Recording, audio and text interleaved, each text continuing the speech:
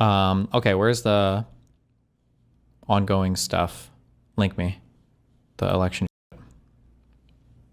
Given the existential nature of Donald, I'm just wondering, do you believe that a Democrat Party embrace of socialism would hurt the party's chance next November? given the existential nature of Donald Trump, his policies, his cruelty, his failures, the assault on the economy, the assault on healthcare, the assault on veterans, the assault on farmers, the assault on nutritional assistance, the assault on law-abiding immigrant communities, the assault on the American way of life, the assault on voting rights, the assault on the rule of law, and Donald Trump and Republican assault on democracy itself, that the most significant thing that can be done is for Democrats to take back control of the House of Representatives next year so we can end this national nightmare and begin the process of marching toward a more perfect union. Base. That's why these elections are going to matter. And that's not pillow talk, that's real talk.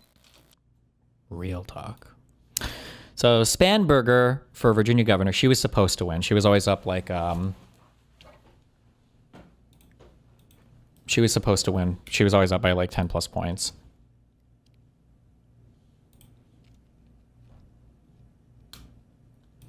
Wait, what? I just matched with you on nuanced PCM. Can you take the test? I'm a thing on this? I'm all the way up here, right versus left, right-wing authoritarian. What the fuck? Similar ideologies. Social democracy? Who the fuck made this?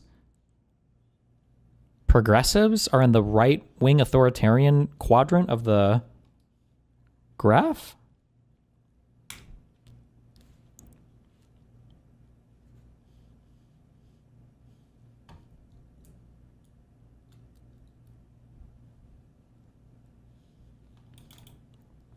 Asking anyone who remembers, I've heard you refer to the behind the scenes of January 6th where people were begging Trump to call off his supporters at the Capitol. What was the source for that? The source for that was the Jan 6th committee, select committee full report. It should be like a 900 plus page thing.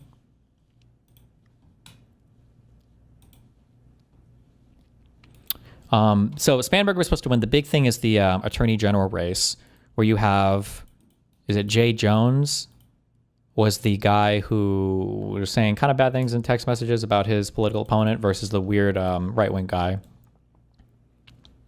I don't know how to pronounce this person's fucking name. With 2% reporting, Jones is at 51% versus Miares. Is at 49%.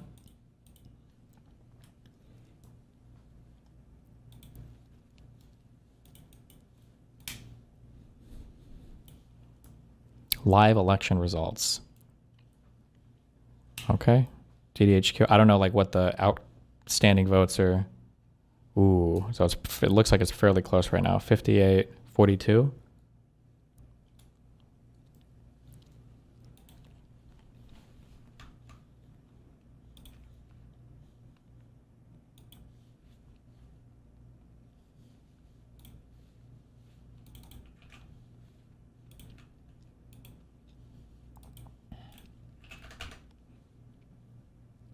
$58.42 does not sound close. Well, it's 58.42 is... Oh, wait, never mind. 95% of votes counted.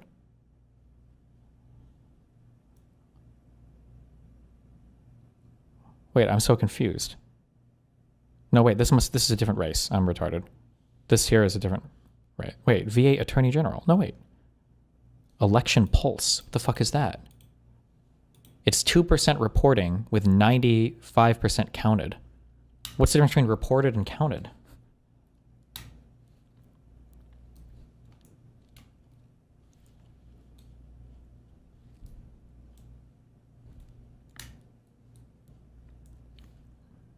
Okay, whatever. Well, this is the reporting.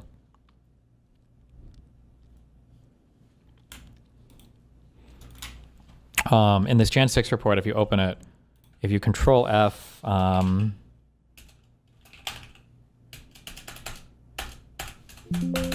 fuck. Hannity? Oh, yeah. So if you control F Hannity, this is on the executive summary.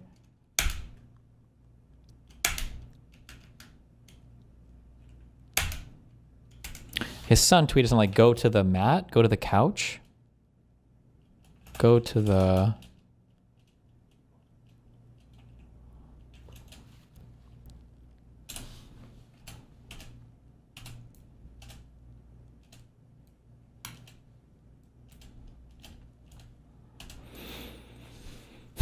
Okay, page 628 is where you can start to see a lot of the text messages that people were sending to Mark Meadows as the chief of staff. So Donald Trump's #1 assistant in the White House, basically. So Marjorie Taylor Greene, Laura Ingraham, Mick Mulvaney, Barry Loudermilk, William Timmons, Donald Trump Jr. There you go.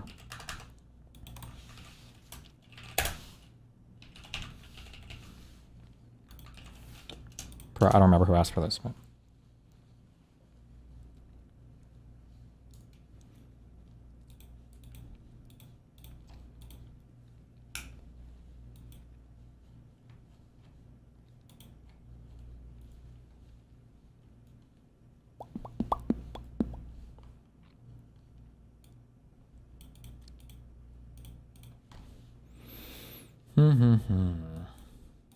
Large explosion. Jesus. Near Louisville.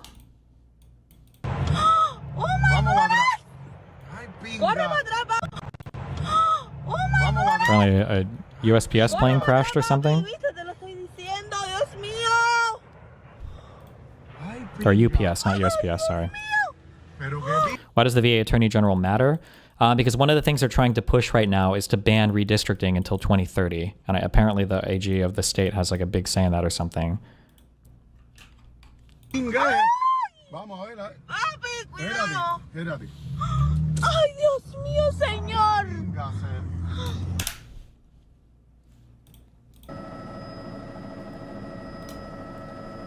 Jeez.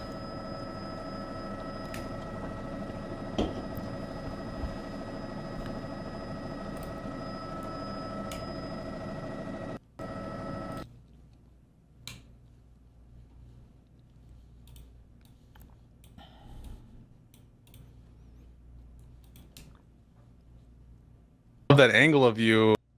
2 hours and 11 minutes, bro.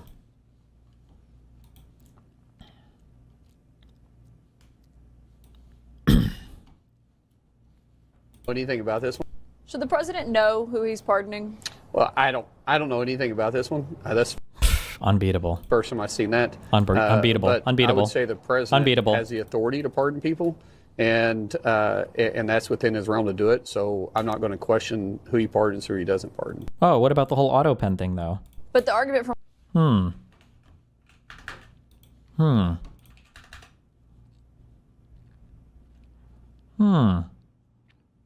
Really makes you think, doesn't it?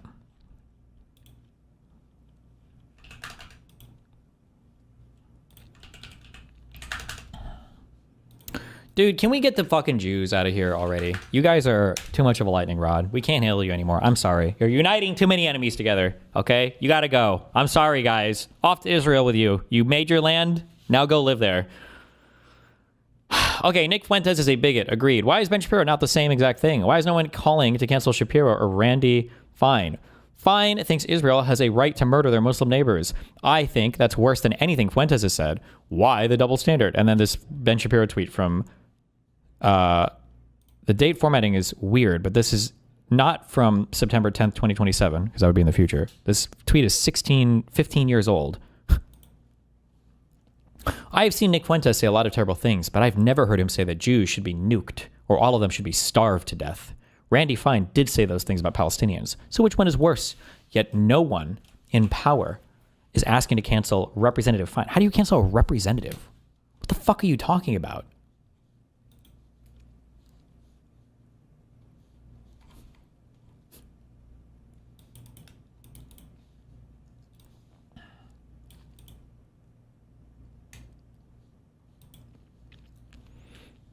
Oof, these guys are locked in battle. Jones, 9% reporting, 4-point lead.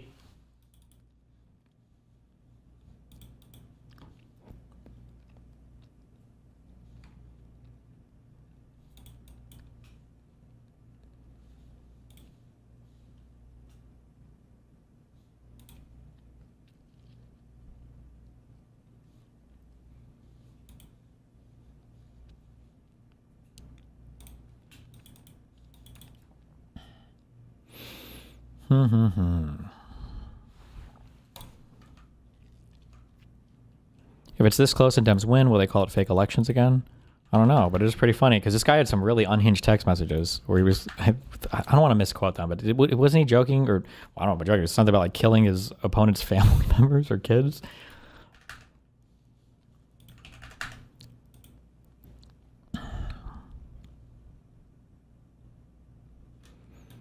Also, I am so sorry. And listen, you Americans are so precious, okay?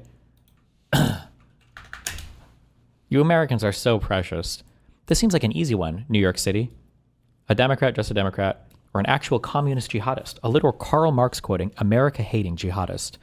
I just want to say it's so cute that in like Europe you had like the string of ISIS attacks, you had the Charlie Hebdo shit, and then you look over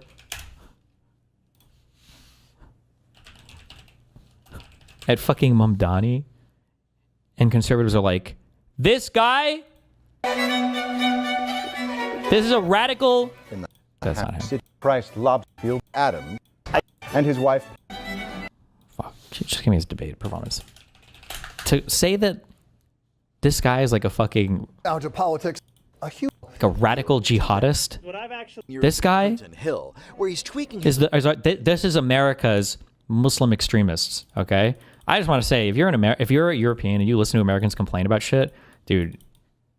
Europeans are having a rough time in a lot of different ways when it comes to like housing, cost of living, a whole bunch of shit. And then it's just so funny to come back to America and listen to Americans complain about it. And they don't realize like how unbelievably dominant they are compared to so many of the European complaints. It's just fucking wild. his affordability message to appeal to them. What I've actually found time and again is that cost of living is affecting every single New Yorker, no matter their age. And he can afford to do it. A Marist poll released over That feel, my radical jihadist. The guy with the clean-shaven dude in the suit with the comb hair. This is my radical jihadist. Holy shit. It's actually so fucking... Dude, London and Paris would kill to transform... Not to be mean or racist or whatever to anybody who's Islamophobic, but these countries would kill to turn all of their Muslims into somebody like Mamdani. You have no idea. They'd be like, holy shit. What is this? My blessed... Muslim brothers and sisters, come to me. Oh my God. It's so funny.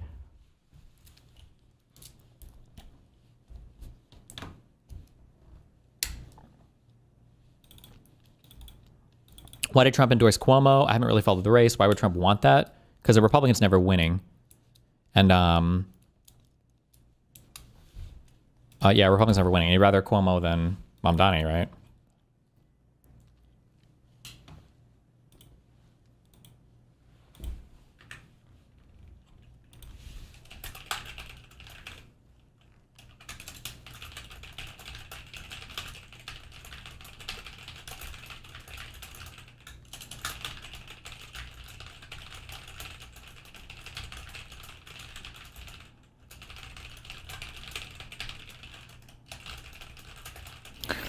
Hold on.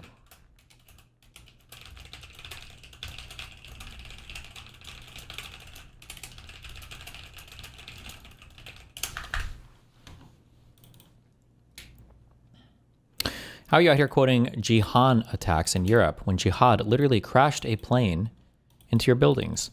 That was a long time ago, okay? We blew up all those Muslims. They're all gone. We killed them all.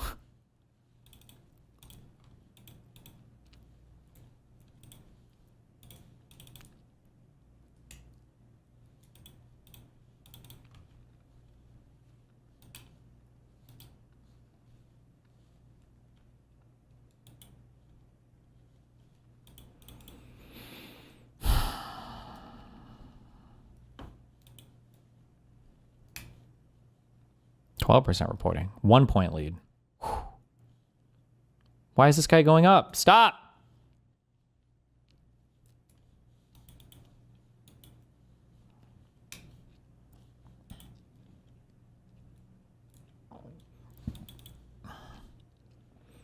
Isn't Zoran's platform dog shit? Rent control seems like an L. I don't like it. I think a lot of it is too far to the left. But liberals or left-leaning people don't like break the law to enforce their policies like Republicans will right now, who will destroy the country and take us all down a fucking hellhole in order to get what they want. One of two things happens with Mamdani in New York. Well, one of three things, I guess. The boring thing is he can't really do anything he wants because he's not able to get it done because he doesn't have the political will or process to do it. The second thing is he does what he wants, but it works. In which case, I guess maybe there's a stronger argument for some reason. Maybe like city-backed grocery stores is a good idea for a reason that I didn't understand. Maybe there are externalities involved that make it a good idea. Or he does what he wants and then all that shit doesn't work, in which case I can point to it and go, oh, look, well, seems like it's not a good idea. So we should continue on our strong center-left, policy-oriented trajectory.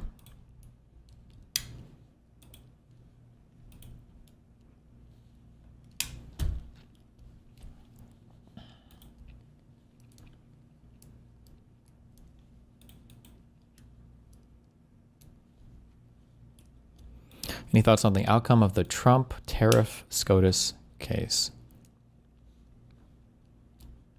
Why is a Cuomo victory bad?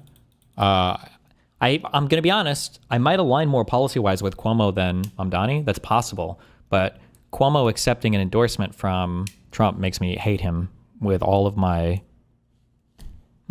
spirit and soul. So I don't.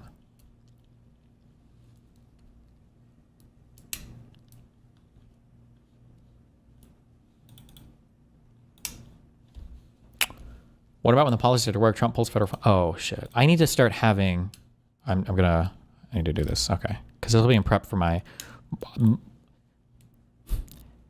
Dinesh D'Souza debate. Will be one of the hardest debates that I've done in a long time. That I intend to make that a ruthless conversation.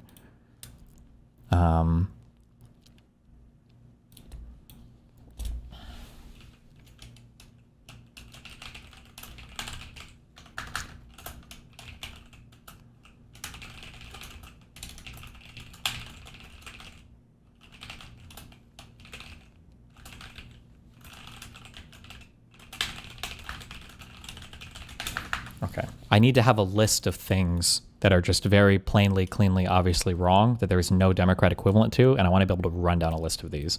I'm just writing this down because I mentioned it. I didn't even know this, but apparently Trump has already refused to provide funds to some states for FEMA, and then him threatening to pull federal funding from New York City if a certain politician gets elected that he doesn't like. He should... Yeah. It's unbelievable.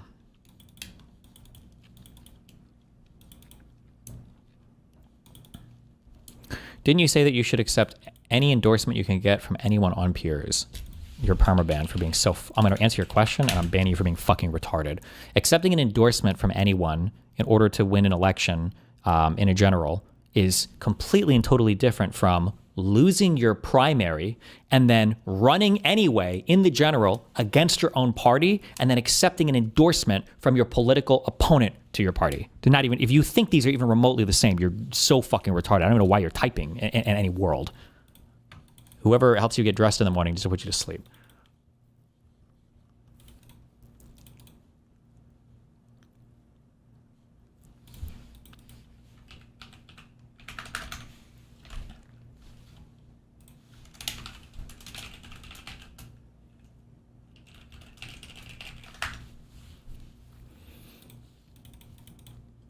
I think they didn't know that stuff.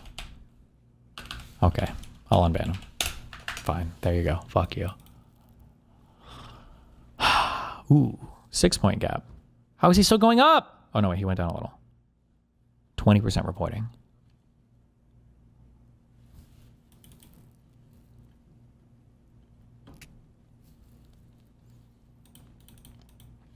Song gets community noted again. Destiny, reban. Destiny, you say you should accept any goo goo gaga. Why would I reban it for saying goo goo gaga?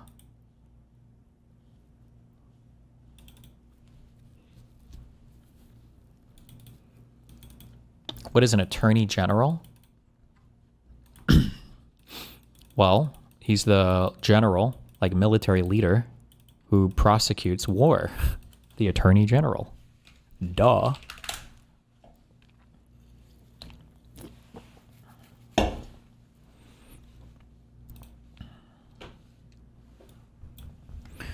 In the United States, we have 3 branches of government. You have the executive, who enforces the law. Grr. You have your parliament or Congress. I use parliament and Congress interchangeably. Is that okay? Is Congress like a type of parliament, or I just said it for the Europeans listening? Your legislature. I don't know what the fuck. I don't know if I actually should use those interchangeably. Whatever. You have your legislature. Okay. These guys create laws.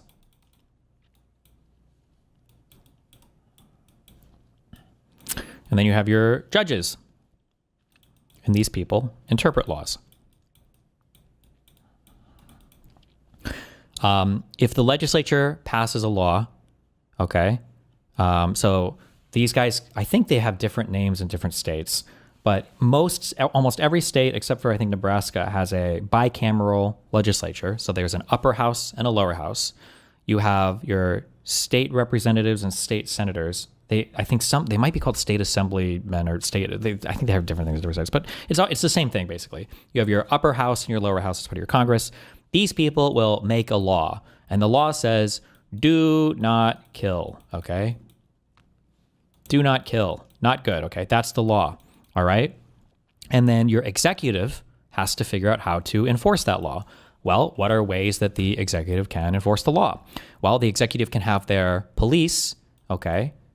One of our federal police forces is called the FBI, all right? The FBI might try to prevent crime, or they might go out and arrest people who have committed crimes. Let's say the FBI, somebody catches a crime going on, or like, oh, we investigated, we found a crime or whatever, or something like that, okay? So they arrest somebody.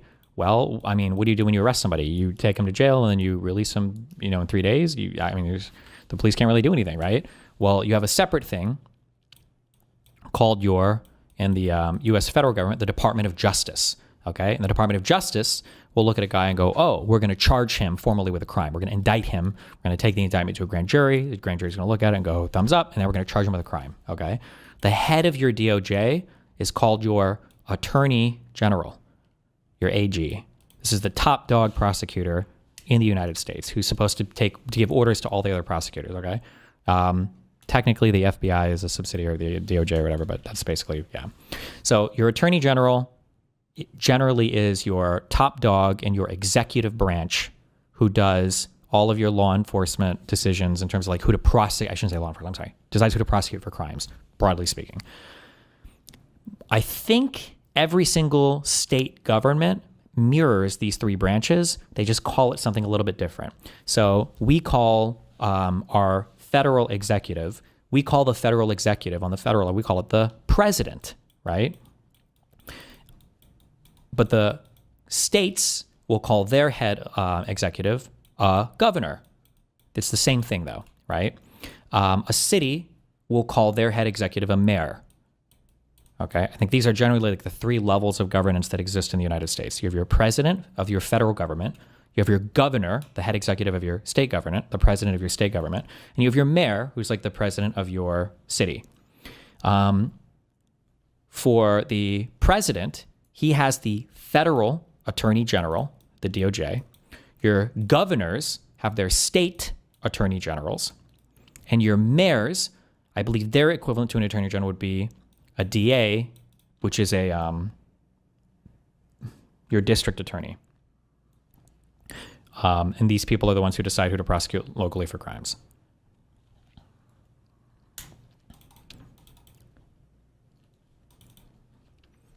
So you forgot county? I don't think there are county governments.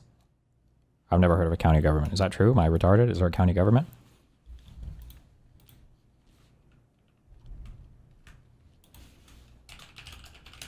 Yes, there are. The fuck is a county? Who is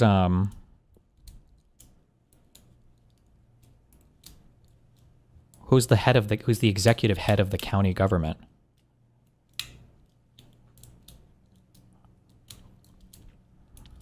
Oh, the DAs work for the county. County executive?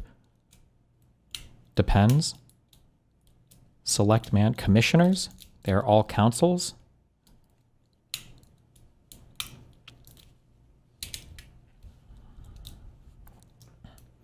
Okay, well, there's something. I don't know anything about them, so fuck them, don't care.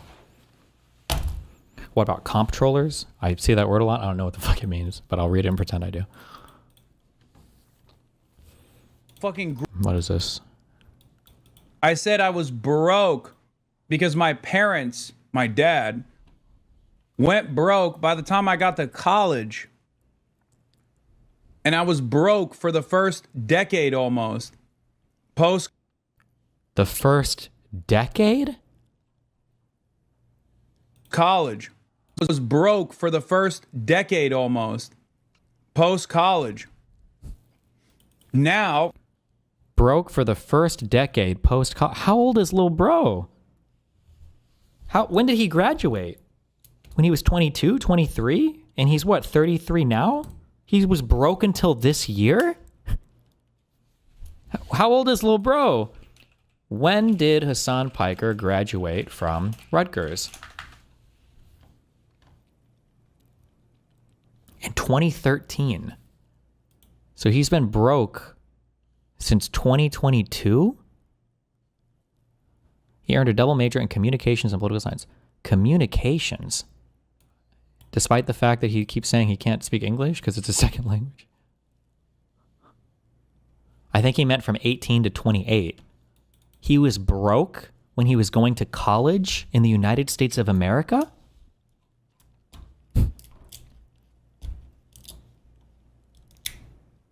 Okay. How did he get to the U.S. to go to college? Okay. Decade almost. And I was broke for the first decade almost. Post college. Now I'm fortunate enough to be able to take care of my family. You didn't see headlines. You saw a take care of my headline, or I'm sorry, take care of my family.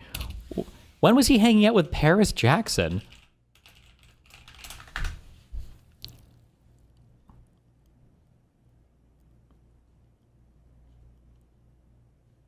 Paris Jackson was 19, almost 20 at the time. Hassan Piker was 26. So he was broke and hanging out with... This was before Hassan had money, or... Fuck, I don't know what this website is. Didn't he visit the brothel in 2016? Oh, was that when he was traveling through Europe? A fucking viral tweet, brother. Don't act like you read any fucking headlines. You actually just saw a viral tweet. That's what you saw. I never said I fucking grew up in poverty. As a matter of fact, I've openly stated that I grew up fairly affluent in Turkey. He grew up as a top 0.001%er in Turkey. Probably one of the wealthiest families in the country of Turkey. But I love how he's like, upper middle class. Openly stated that I grew up fairly affluent in Turkey. I cannot believe how fucking stupid everyone is on the internet. That like things that I have openly talked about endlessly turn into this idiotic back and forth. They're like, oh, were you lying? Were you lying about growing up in poverty? When the fuck did I say I grew up in poverty? I didn't. I said I was broke in college. And after college. But he didn't work in college. What does that mean? When you say that you're broke, but you go to college, but you don't have to work, what is that? What are you doing there? What does that mean? How do you survive? I hate this shit. I hate how stupid everyone is. I hate that, like, you can't even have a fucking normal conversation about this shit. And I hate that, like, AI articles are enough to dupe. Yeah, AI articles. Good one.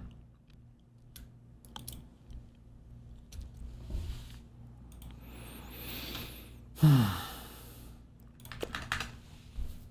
you really feel like Cuomo here is accepting Trump's endorsement? The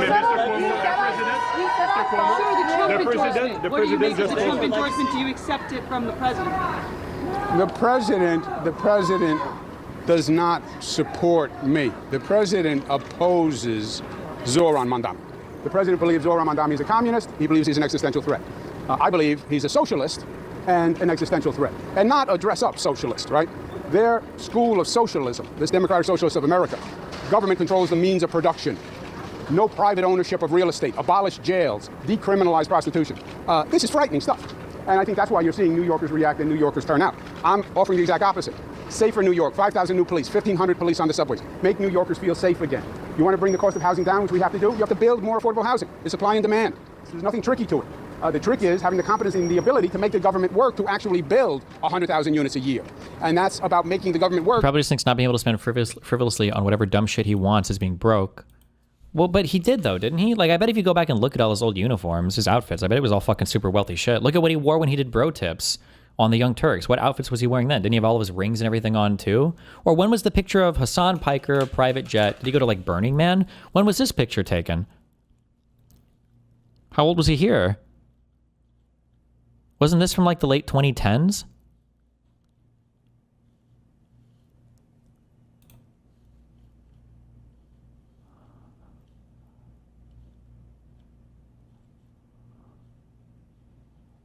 Join Trisha as she shares stories about her 2018 private jet ride with David Dobrik and Hassan Piker. I've been in a private jet once, and it was with David from Coachella to New York, and I hated it. It was awful. From Coachella to New York? I think someone got it for him because I think, like, you know, Hassan Piker, like, he was on it. So I think it was like a company that got it for everyone. It was a weird Was thing. it a nice plane? Yeah, it was like overnight too. It was a nice plane, and it was like, I just left, but I was scared, and that was it. That's so funny. Trisha Paytas, Hassan Piker, and David Dobrik on a private jet from Coachella to New York City. And that was it, really. I think it was like In 2018? This is when he was broke? maybe Todd, this one other person, and like that's it. It was like, that was so weird. That is so And it was like funny. a midnight, and I think Hassan has told the story where he was like rolling. He was just like, didn't know who anybody was, and he was just like, because everyone's like, why are you on the plane? Also, he's kind of known for, I don't know his like lore, I don't know. I just know he's a little bit, people are just judging him. He's one of those people who shouldn't be on a private jet, I guess, because he's very much, what's the Political? word? Political, but also like, is socialist the right word, or is that like a wrong word? You A sound socialist- like you're saying the right thing. I know. I don't want to think mess it up because it could be the opposite. He's one of those people, like, he has like a $2 million house and people shit him for. Because, like, wait, what about giving money to people who need it? Like, why are you buying a $2 million house when you could be giving, you know, like one of those people. Oh, I I've could been be to his getting house. this It's wrong. nice. Really? Yeah. Did you collapse or what? Yeah, I went on his podcast, and he lived like 2 minutes from me when I lived in Hollywood, so I was like, why not? So he's a nice one. So that's what people were saying. And then he tried to downplay it. Like, it's just a single family home. It's not that bougie. Like, so I think people give him a hard time. I don't know his It is a politics, single but- family home, but like, Honestly, he's saying what the vast majority of middle-class kids would say about themselves. Starving student equals having loan money while going to a $50,000 a year school, eating Chinese takeout, occasionally going on trips with friends on break. I understand what you're saying, but I'm just trying to tell you that Hassan was not like an upper middle. Hassan was one of the richest families, okay, in Turkey. His family's insanely wealthy, okay? Somebody pointed this out to me because I didn't know this. Good thing I have brown Indian friends, okay? Somebody pointed this out to me that I don't know how true this is actually. Maybe they're full of shit. But they said that one of the indications that a person comes from extreme wealth, especially in like a non-European country, is when people grow up in their country with American citizenship. That just knowing that if you know a guy who's in Turkey or Indonesia or whatever fucking country, whatever, and you're like, oh, like, cool, you're growing up here, you're going to school here, you're whatever else, and they have American citizenship, that means that their parents had the ability to have the mom travel to the U.S., be in the U.S. for as much time as she needed to be, have a kid, get the kid citizenship there, and then fly back and go and raise the kid in Turkey, which is what happened with Hassan. So Hassan likes to say, oh, I'm an American citizen, I'm from the U.S. Not really, right? I don't think he spent any time in the U.S. when he was born. I think he just got his citizenship here. He went back to Turkey. He did all of his schooling in Turkey up to college, his primary, secondary education, and then he came back to the U.S. for college. But his mom had the means, the luxury, and everything else to come to the U.S., how they get here, grab that U.S. citizenship, and then go back to Turkey and raise them there. So that's the thing. I didn't even really. I guess if I would have thought about it for a while, I could have maybe thought about that, but it's not a thing I didn't even. Yeah. this is a single family home. What does single family home mean? I mean, like one master. By the way, like I'll reiterate this again, I guess. Like I don't even care about people being rich. Like that's fine. Like if you grow up rich, then I mean, cool. It's good. You have a lot of opportunity and everything. Hassan had a lot of opportunity. It's really cool. But don't LARP as a poor person. It's so fucking cringe. bedroom and right? Like, you know you can't say master bedroom anymore either. Oh yes, primary bedroom. Primary, which I didn't know either. I'm learning stuff every day because I don't know, and that's like, 'cause I know nothing about. So I don't know. I just know people that were mad he was on this private jet, and he's like, oh, I didn't pay for it. Like they just asked me if I wanted to get on, and I was rolling, and I needed to get to New York because I think we were flying to like the Shorty Awards. I hated this era of my life. Oh my god, the Shorty Awards! I forgot about that. And they're like, we have to go from Coachella to the Shorty Awards. Like this is so embarrassing. Those award shows though, like at that time, I can't stress it enough. It felt like the Oscars. It felt important. Not the Shorty Awards. Shorty's Not the the Oscars. worst. Okay, that was drama. I was being drama there, but like that's crazy. Even just the streaming awards, like they felt so official. At least to me, I think just because I grew up like so YouTube. Like I remember watching them, and they were. Which is what I have done all. So somebody said, did this? I don't know if I guess this doesn't sound like a full-throated acceptance of Trump's endorsement, but I mean, like, why is he running? He lost the primary. Why would he still run as an independent?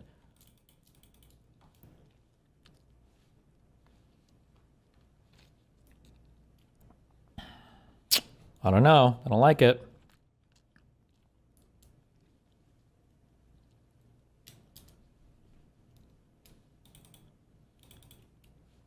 Cuomo rage quit a radio interview when they said he's Trump's boy. Uh-oh. Boy was just on 60 Minutes, Cuomo, saying that you're his guy. No. Trump said you're his candidate. If he had to pick a bad Democrat or what did he say? Or a communist. Or a communist, he's picking you.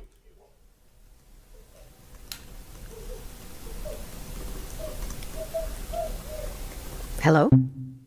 I think that they cut him off. I think he had to rap. He just I don't think he rage quit. I think he would have said more. Cuomo's more outspoken. I don't think he just hung up. I think that would be my guess, but whatever. Chad. Giga Chad.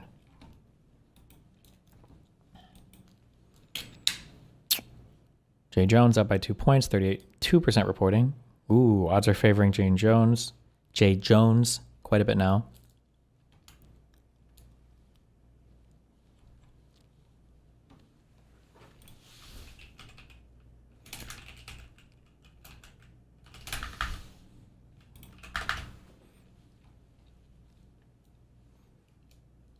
Odds are very good on Poly Market. Watch the entire thing, right? But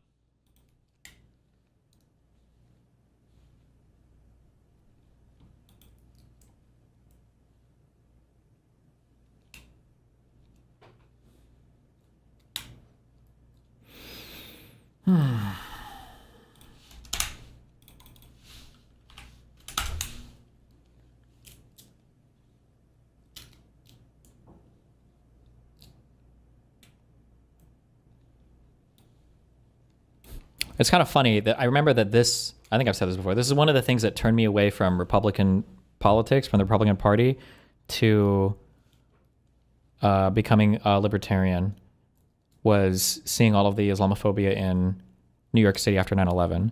Because I believed all the cuckoldry about like, oh, I might disagree with what you say, but I'd die for your right to say it, all that. I thought Republicans actually stood for that shit. And I remember thinking that a lot when I grew up. I was like, 9/11 is bad, Islamic extremism is bad, not good. But then when New Yorkers and shit, and especially Republicans, started to protest, like, we need to get rid of mosques in New York City or block new ones being built, I was like, well, hold on, that doesn't feel very American. That was one of the first things that started to turn me off from when I grew up, because I grew up as a hardcore Republican. So kind of funny to see this shit again.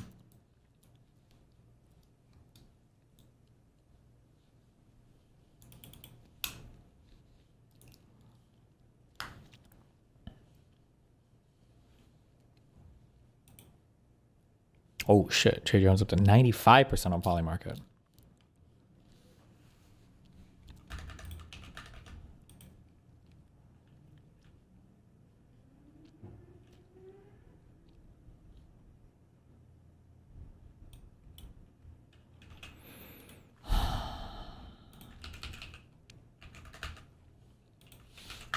What are these guys all fighting over?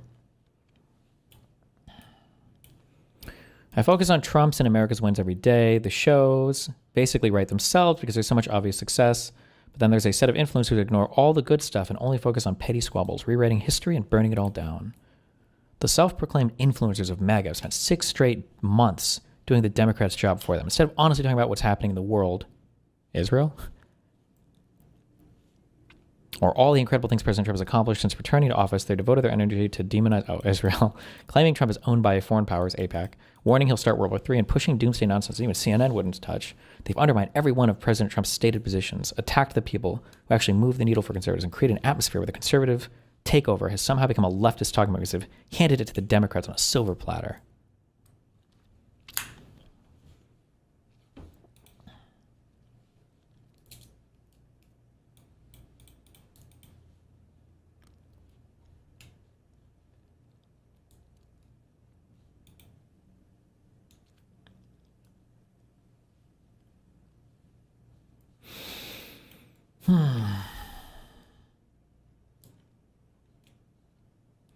Is this real? Venezuelan ally might receive nuclear missiles to deter the United States.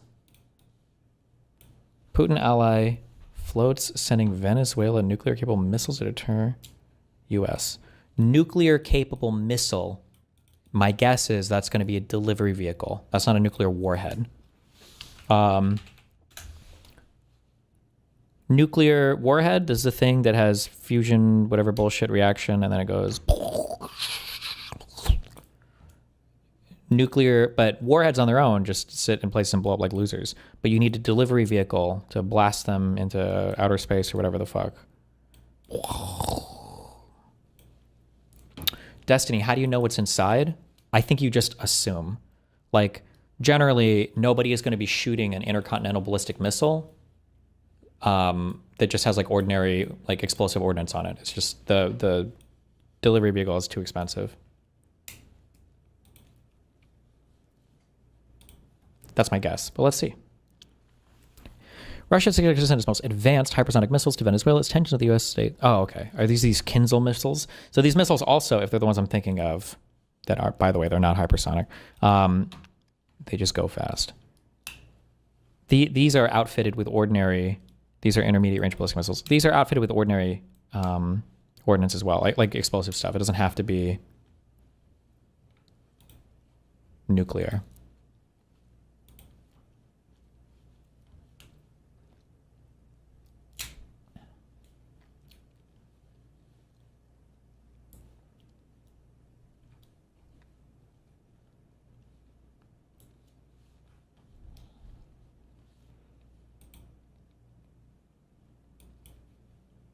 Still crazy that Putin is openly supplying Maduro with weapons this week and Trump is completely silent.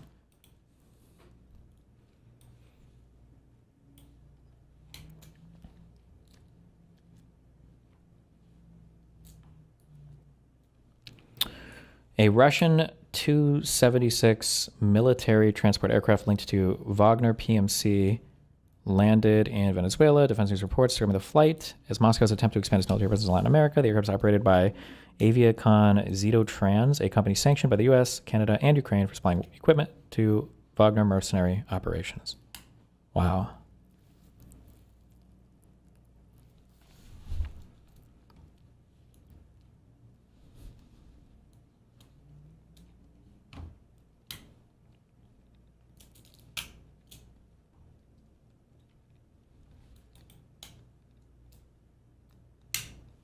What is today, the 4th? Are we still blowing up Venezuelan boats and bragging about it? Jesus.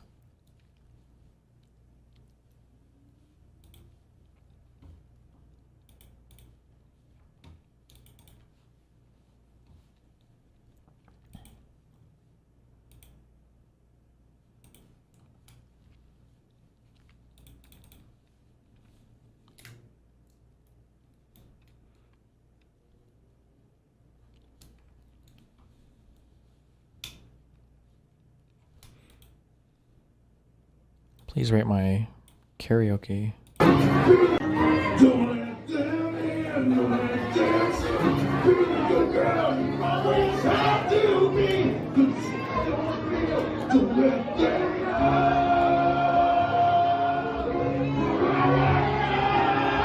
Okay. New Jersey live election results. Was this guy, was there really a Republican governor expected to win in New Jersey, or?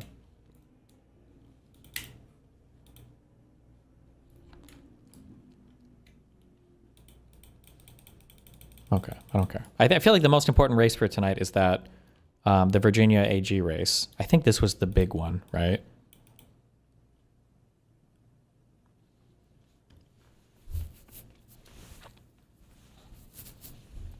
Prop 50 in Cali. What's the percentage on that? Wait, is that must be listed here.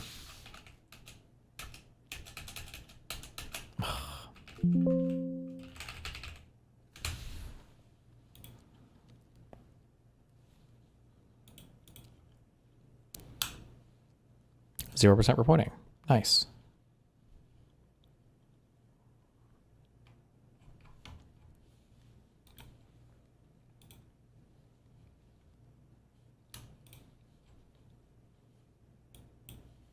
Scroll down more. Wow, thanks.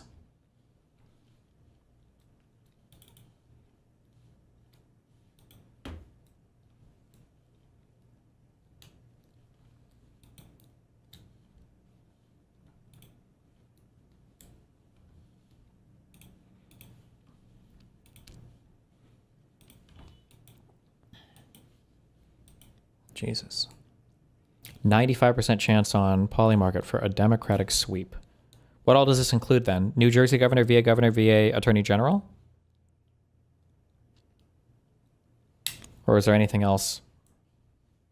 Does this include the California Prop 50 thing too? Every poll I've seen has Prop 50 passing pretty clearly. Good job.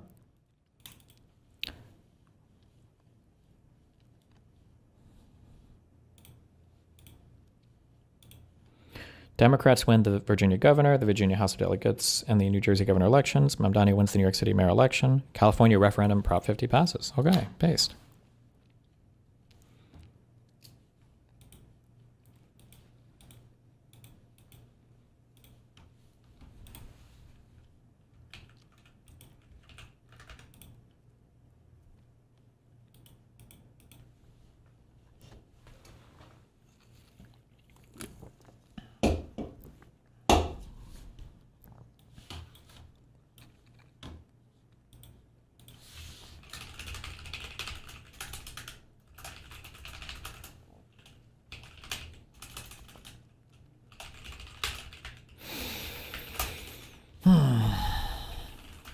Hold on.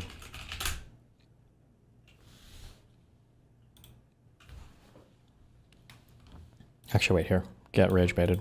Ooh, a soy pill. Yeah, is it good? I learned it from watching you. Is there a place I can skip to on this? We're not watching 2 hours and 11 minutes of this.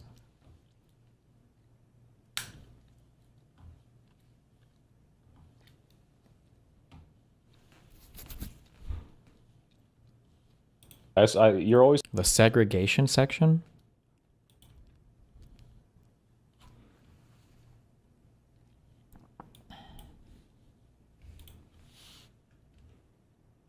Just skip like 20. Wait, hold on. Uh-oh.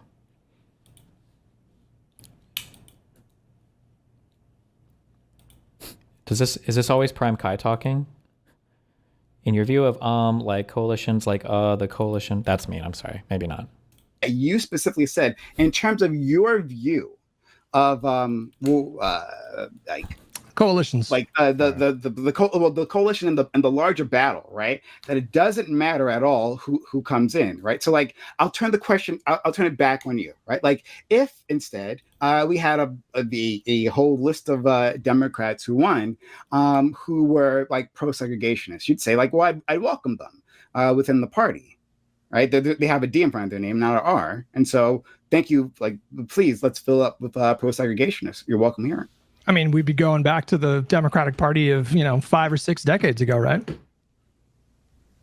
Sorry, that didn't answer my question. Would you welcome? Oh, the answer them, is probably yes. means? Yeah, in that context, that wouldn't you rather have the New Deal and a Great Society stuff than not? Prime? Sorry, stop trying to dodge the question. Wait, isn't the answer yes? I'm not. No, hold on. No, it's not. Hold on, we're not time traveling because he's like, oh, now we're going back in time. No, we're not doing that. I'm saying, hey, like for 2025, right, or into 2026, we have brand new pro-segregationists coming into the Democratic Party. Would you welcome them because they have a D in front of the name instead of R? He says no. Pisco says no. Hutch, what about you?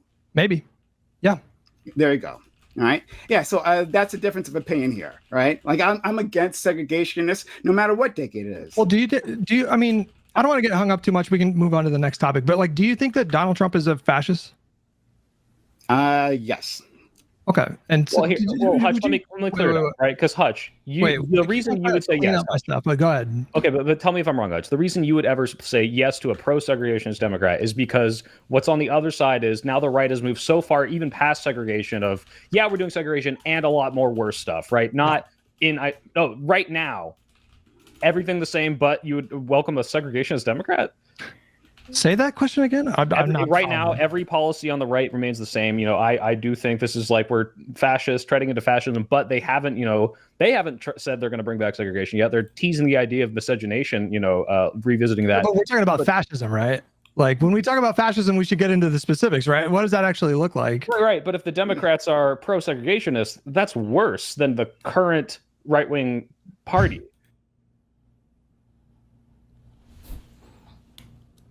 First of all, this is a very strange question. But secondly, is fascism worse than segregation? I feel like the answer is pretty obviously yes. Segregation is bad. But Trump is deploying... Oh, this is another one of those they don't think Trump is that bad argument. One thing that I don't like about some of these hypotheticals is when people come into office, people say, okay, well, what's worse? The fascist conservatives we have now or the hypothetical segregationist Democrats? Well, are the segregationist Democrats going to have all the same hurdles to jump through as the current fascist conservatives? Or are you assuming that when the segregationist Democrats get in, they can just snap their fingers and do whatever they want? Because Trump still does have to fight through a lot of bureaucratic red tape. So, like, the hypothetical unstoppable segregationist Democrat is maybe worse than the current fascist Trump that's still having to jump through the hurdles. But, like, a hypothetical fascist Trump administration is infinitely worse than a hypothetical segregationist administration. No? I don't know. It's like... But these are like such weird policies to compare. I don't know. You're saying that if we had, like, for example, like one, thankfully there are no... Who the fuck ran with Romney in 2012? I'm trying to remember. I have no memory of this. It was McCain and Sarah Palin in 2008. It was Paul Ryan? How did I remember that? I don't even know if I ever knew that. Damn.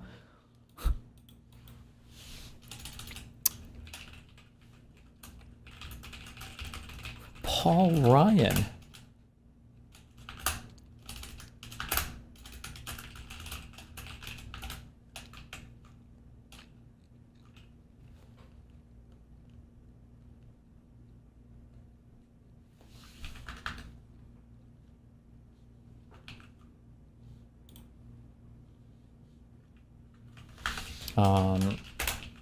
Hold on. Sorry. Emerging segregationist Democrats. I'm happy to entertain your hypothetical, but even if we were to do this hypothetical, Ridiculous. Like you're saying that, like, let's say like one or two like segregationist Democrats emerge and all of a sudden they were competitive in like fucking Nebraska or Missouri. You're saying that us adding that to like get a Senate majority would be worse than the MAGA movement right now? In terms of like, I think it would be. I think it would make the. So if I believed empirically it would help stop Trump, I would encourage you to vote for them. But we just have a different thought process on the empirics. So the empirics are that I think, and I think Soypil is convinced that allowing segregationists into the Democratic Party would like hurt mid to long term results in the brand of the Democrats, such that it would worsen our chances. To I mean, do you guys understand that like black civil rights leaders, when they were, deciding who they wanted to endorse when FDR was running, they endorsed him even though he opposed an anti-lynch. I don't even know why. Fuck, but I didn't watch the lead up to this. Why even take on this argument? We don't need to appeal to segregationists.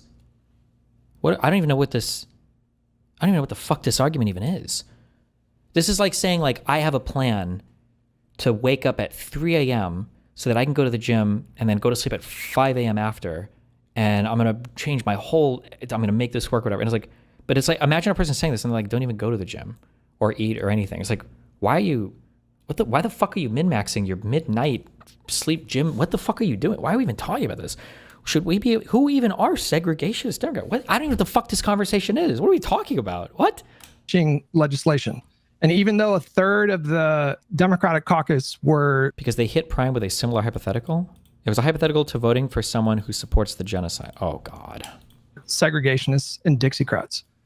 because their concern was fascism was rising. And yet, hold on, and yet we have a conversation these days about like Donald Trump is a fascist threat, and yet like you propose. I understand, Hutch, but this might be a good segue into another thing we were going to talk about, which Prime and I talked about last week, which is the amount of I think you and I agree displeasure and shade thrown at Plattner for a Nazi tattoo. But if he was a pro-segregationist and was polling better than Susan Collins, would you not have the same shade? Oh, Hutch! Oh no. No. If Plattner advances past this primary, I will tell my viewers to vote for him in Maine. Yeah. Ask the other question. If he doesn't, will Prime support? Is it Collins? Is that the person running against him? Will you support the other person? That's the difference, by the way. Also, I check all of your Reddit accounts when you guys are jerking off Mamdani in my subreddit. Okay, like I said, I support Mamdani. But if I go through your history and I see that you're one of those lib haters and you're just like trying to woke scold libs on supporting Mamdani, I permaban you. So, oh, Janet Mills, my bad. I don't know anything about this race. This has all happened while I was traveling. I don't even know what the fuck Plattner is.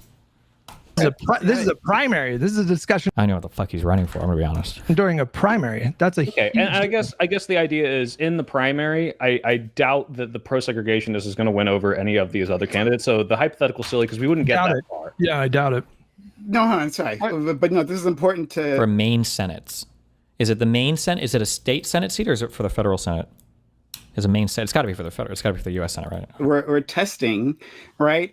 His morals, his axioms, right? We're testing that. He's saying that, like, yes, pro-segregationists are welcome, however he defines that, right? Welcome in the party just because they have a D in front of their name instead of an R in front of their name, right? Like, that's like the essence. Like, it literally doesn't matter what it is, right? And then he tries to bring in. That's exactly what he said. And then he does this copium, right? Like trying to defend himself, like the nonsense that he just said in front of everyone here, right? Talking about, I guess your segregationists would be fine, right? And he has to like bring up like black civil rights, right? Like people operating in a different decade, right? Under like a literal state violence at the time, right? Like looking at a candidate who they could work with to overcome that segregation, right? Using the best political vehicle that they had at the time to they made compromises. You're saying they made compromises. And you're saying that within this decade, though, right? Like as it now, you brought up segregationists. Yes, I obviously did. To make I did. To do an extreme hypothetical. Yeah, whatever. Hutch, yeah, but you agreed to the extreme hypothetical. Yeah, you agreed to the hypothetical. We were talking about the hypothetical, and that's so Soypo did a good job of drawing this out, saying, "Hey, like I'm very open about like how I work. Exactly the way it was now. You didn't like make something out of me. I talk about this all the time. But we just had segregationists within our party. You'd say that's fine, right? Even today." Even if you don't have to make those let me just ask you, like, if it meant taking away the Senate majority from Republicans, would you be okay with it or no? No, I wouldn't. No, I wouldn't be okay with segregation. Prime, this is just a segregationist. What is a segregationist going to do, though? Who cares? Conversation over again. I know really it is, right? Yeah. I know so this is Hutch's point. So operate this way. I don't think Hutch is saying we should actively encourage Democrats to be segregationists or we welcome the open arms. No. I think he just repackaged. Can we get a slur for commies or these fucking ML losers? You need to like counter slur. You can't let him call you a shitlib and get away with it, okay? You need names for these guys too, okay? Gene, in response to your question, I know he didn't say that. Okay, I know he didn't say that. I think he's repackaging really honest. A version of the trolley problem where he's saying like, I find fascism to be less desirable than Jim Crow segregation. Do you agree with that, Prime? Jim Crow segregation? You mean like? Do you agree with that, Prime? I don't know how that's even different. That's another. If it was just another form of fascism within. He's also retarded and thinks everything is fascism. Okay, nice. The American society, right? We don't call it fascism, right? When we're thinking about this, but like massive state violence against that minority. Yeah, that's part of the fascist. But I think the way you framed it, that's what it is. But it's like, hey, as long as there are fascists, right? According to Hutch, as long as there are fascists, then yeah, welcome them in. As long as we have a D in front of them. So let me change it slightly, right? Let me do it again. Hey, if they are avowed fascists, but they have a D in front of their name, would you welcome them, Hutch? If it gave us the majority, yeah. So it doesn't matter. You see, this is why I'm testing You you. have to add something to that. But here is the difference. The difference is by welcoming like one or two people that have extreme positions, the way you framed it, Pisco, was not correct. You were saying like it's either like fascism versus like Jim Crow. The difference is there would be no risk of like Jim Crow laws being enacted in the Congress at that time. And if we allowed like someone who was like avowed fascist, like one person, there would be no risk of like fascist like codified law as a result of this. There's an additional thing that what you're saying is assuming it would have a good result, right? Which I think is the core thing. Assuming that welcoming these people would produce a less risk or okay. But that's where I think Soypill and I diverge from you in the current, where the context is different, I think, back in the 40s and 60s versus now, where that kind of empirical case about whether it makes sense in the medium and long term to make these kinds of coalitions where it starts to break apart. But I think there's a on point like example of this currently in Virginia, Jay Jones. Everyone here, I think, finds the comments made by Jay Jones about like killing, or I don't know what he said, like the death of kids, killing kids. Yeah. We all find that reprehensible. I want commitments from everybody. You guys all endorse Jay Jones for Attorney General of Virginia, don't you? Yep. I'm a little on the fence about it, honestly. On the fence. And why is that? As opposed to the Republican, or what?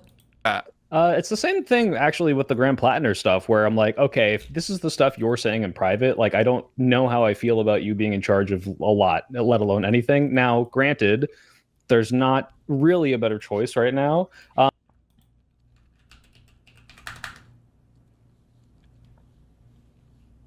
Oh, true. Wait. VA House District 71 race polling. Jessica Anderson. We interviewed her on Bridges. Is there like an individual poll tracking thing for any of this stuff? Fuck. This lady.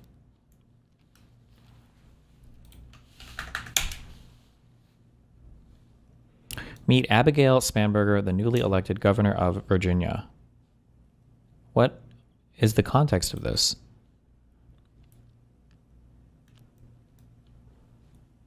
Was this like during COVID, or was this was Jan 6?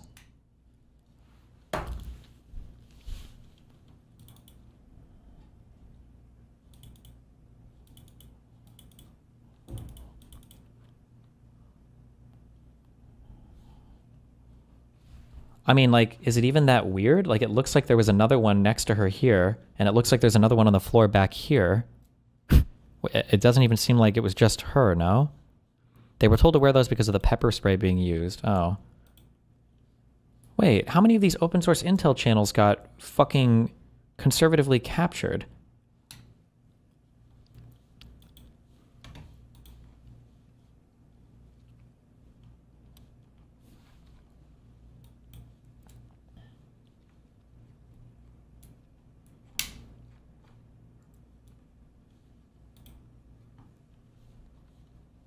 Many of them are just fake intel channels.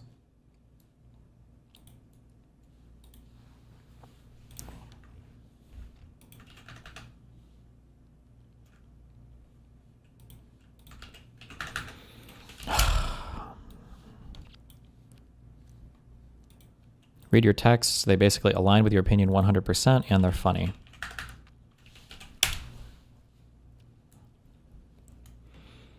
I don't think I've actually read the actual texts. They say nice things about everyone, lol. If those guys died before me, I would go to their funerals to piss on their graves, send them out awash in something. Jay Jones. 3 people, 2 bullets. Gilbert, Hitler, and Pol Pot. Gilbert gets 2 bullets to the head. Spoiler, put Gilbert in the crew with the 2 worst people you know, and he receives bullets every time. Jay, please stop. LOL, Gaga. It really bothers me when you talk about hurting people or wishing death on them. Ooh, wait, who's this? This sounds like you need to set up. Who the fuck is this guy? Who was he texting with? Between Delegate, Coiner, and Jones?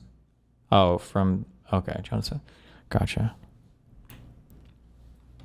A Republican elected official. These messages were years ago. Nice. You weren't simply asking questions and you know it. I genuinely was. I wasn't trying to understand your logic. You weren't trying to understand. You were talking about hopping Jennifer Gilbert's children would die. Yes, what it was before. Only when people Feel pain personally. Do they move on policy?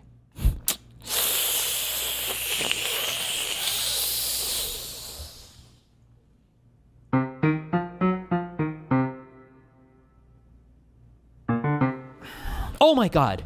I was driving this morning, guys. Okay. Are you ready for this? Are you ready for this? Hold on. Look. I was driving from Roanoke to Charlotte. I spotted a double Amogus. Oh! A double Amogus. What?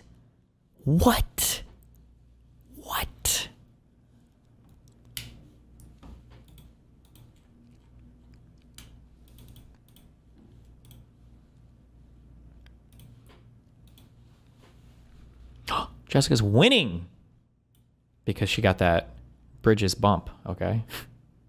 Does it say what percentage is reporting? Oh, 66. She's going to win.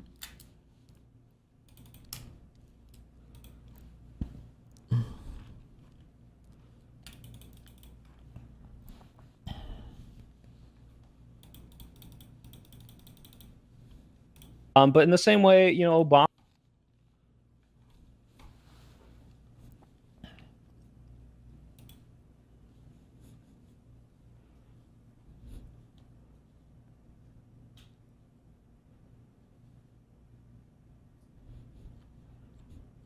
How long ago were these texts?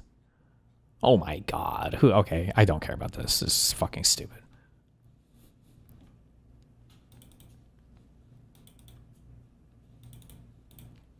They were in 2022. He's a changed man, okay? Look, and he won. And he's a brother-ish based. He won.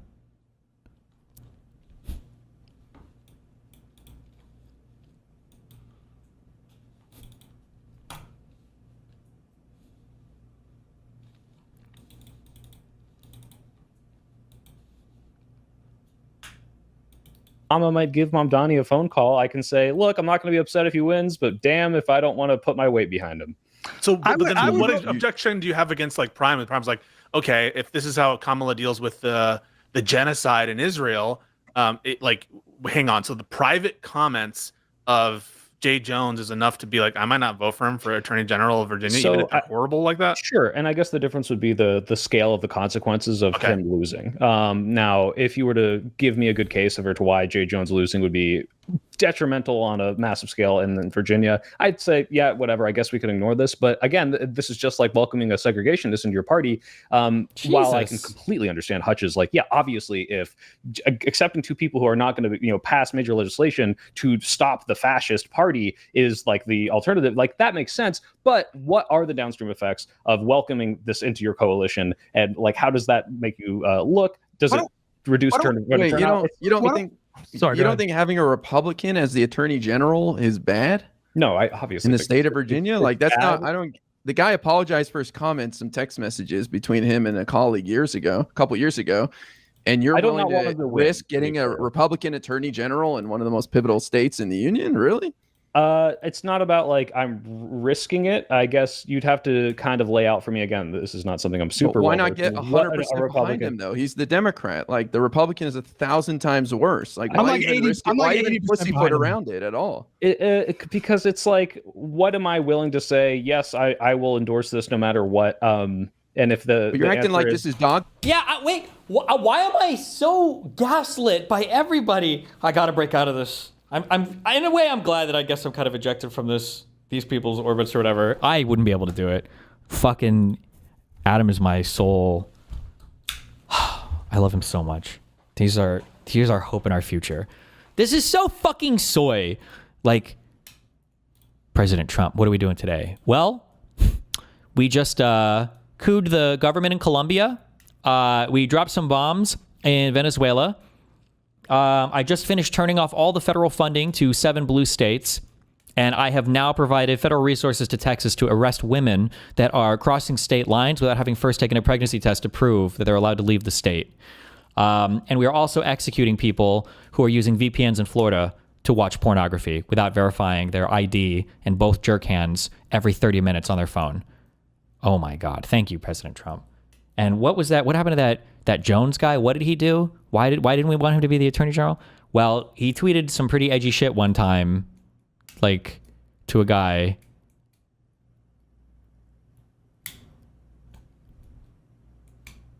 What the fuck are we even doing?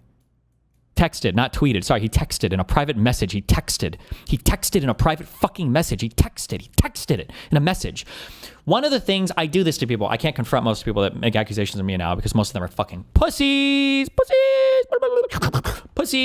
But like the question to ask, Mr. Girl did this. I thought it was really funny when he would do this to people. Mr. Girl would ask, do you really think I would fuck kids? Do you actually think I'm a pedophile? When I made the song, I'm a pedophile. Do you really think I'm a pedophile?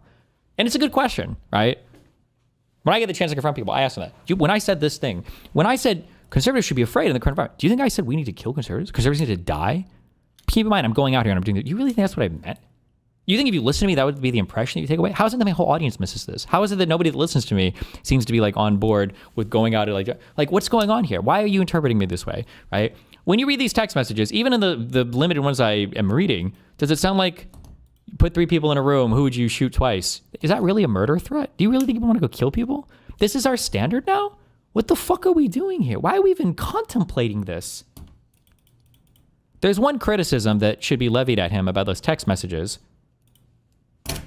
and that it's he just shouldn't have texted it to a Republican. Destiny, keep your eye on Peace Coast chat on the right. By the way, Ogre Boy and Doobie, we're going hard in the paint on pro-commie super chats. That Ogre Boy is so cringe, and Doobie is even worse. The fact that whatever, we will love and miss him. The old Pisco that was. Our memorials will be built to honor his memory. Catcher in the local community. This is Attorney General of the state of Virginia. It's a huge deal. Sure. So lay out for me, Ira, like what would happen with a Republican Attorney General if Jay Jones were to lose? Well, you wouldn't see the redistricting ban, I think, was the big thing, right? Lawsuits on behalf of the state trying to fight for funding from the Trump administration, for example. There could be the government. Mm-hmm. Yeah, like they went after criminals in Virginia and the Commonwealth, where like sometimes we can't count on the federal government to go after criminals, and so we have to rely on like state analog statutes to the extent that there's overlapping spheres of jurisdiction. Like for some of these, like Alvin Bragg. Yeah, like Alvin Bragg did.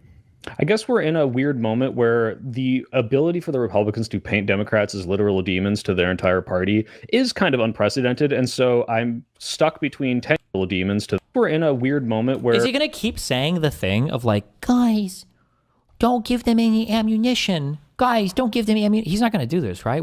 Can we be past this, please? The ability for the Republicans to paint Democrats as literal demons to their entire party is kind of unprecedented. And so I'm stuck between 10 years ago politics where I look at this and say, I don't know how I feel about endorsing this person. And then at the same time, I guess it doesn't really matter because the worst thing that could possibly, have downstream effects on us because of some bad comments or behavior doesn't matter because they already think that. So if I was on the fence, I lean more towards, obviously I'd with support, but 100% is a little harder for me. Hutch said 80. Can I say 75? Now you sound like fucking Hakeem Jeffries or Obama with your phone call. Let's flip the incentive here, okay? Like, would you guys vote for? I think I changed Soypill's mind on the AG thing because I brought up Vance trying to get the Florida AG to go after you as the reason why we need Dem AG in Virginia, no matter what he texted. Base. A segregationist in your state, if it meant getting single-payer health care. Oh. Wait. Let's flip the incentive here, okay? Like, would you guys vote for a segregationist in your state if it meant getting single-payer health care? Oh. Make them answer, make them answer, make them answer, make them answer. Please make them answer that. Oh my God. I'm not engaging with your segregationist. Not you. Wait, make them. If I knew it would have that result. Far-fetched and ridiculous. It's like, no, I'll answer. Would I endorse a serial? No, not these two. IRI is so based. He'll answer anything, okay? And Peace Codes, whatever. I want to hear these two answer that. Murderer, if they were the Democratic nominee. Let's do that. Literally, a convicted murderer. Would you vote for a convicted murderer who was pardoned by Donald Trump if it meant single-payer health care? if you knew for sure that you would get single payer healthcare. And there were no other like mid to long term negative effects that I could calculate. Some kind of single payer. Just one thing, Senate right? vote. But, It's just one crucial Senate vote. Okay, right? One crucial Senate vote. So the guy can't like unilaterally go and fucking do a bunch of shit. But you knew you'd get single payer. He supports serial murder. Like he's not sorry about it or whatever. Like he's actually advocating for serial murder. Privately, I can't believe you guys even have to think about this, man. It's single payer. I'm trying to understand your idea. Why do they get to meme through this and not answer? It's so fucking lame, dude. Well, here, Hutch, I think that because the segregationists would be promoting segregation. Let's get away from segregation.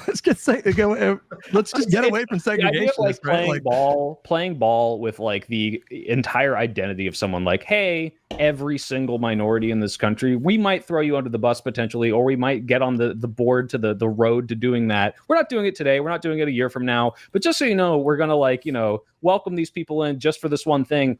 It's a silly hypothetical because I don't think like there ever is going to be this dichotomy. And the same. You're fighting it. Wait, now it's a silly hypothetical? Didn't they pose it before to Hutch though? Or did I misread? I kind of jumped in halfway. Wait, just to say, you're fighting the empirical case. There's actually technically, they could thread the needle on this and they could just say, no, I wouldn't support a segregationist if they could get a single payer healthcare. And you say, because if they were a segregationist, then they would segregate all the minorities out of the single payer healthcare system. And that wouldn't really be single payer healthcare. Truth bomb. Case that he's laying out in the hypothetical. You're fighting the hypothetical. Our response is, we think that accepting these people into the fold would have negative downstream effects that aren't so that we would say no. And without those, I would say yes. Without those downstream effects, I do think those exist. And it's reminds me of those stupid AI prompts like, oh, I asked it if a nuke was going to explode, but if I screamed the N-word, it would stop. It wouldn't do it. And it's like, this is never going to happen. All right. This is very silly. And to get upset at people for not screaming slurs is kind of ridiculous in the hypothetical itself, because that's not really what's going on. But I'm curious how why did they choose? Also, Avi, I have no sympathy, okay? How do they choose literally the hottest fucking... Was this like a Vanity Fair photo shoot? Or who took this picture? Jesus Christ. Jesus Christ. Why? Who? My God.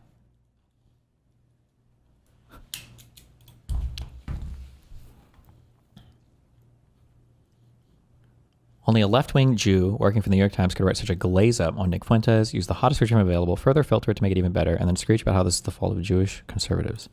Oh, Abby mad as fuck. Mad AF.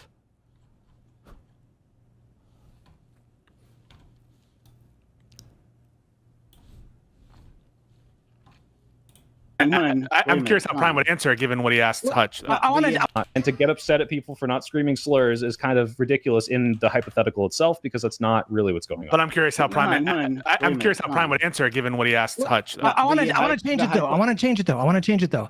Like, would you vote for a segregationist if you knew that it would lead to a socialist revolution? Oh, he's thinking about it. One only for white people? Like, I don't like. No, he got it. He's there. He did it. He got it. Okay, good job. Your ideal socialist revolution. No, I'm not. No, hold on. I'm saying that there is a minimum of standard that I have that for candidates that they have to clear.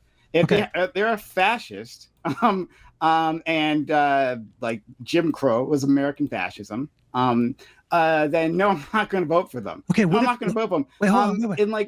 Wait, can I just add like a couple more things to it?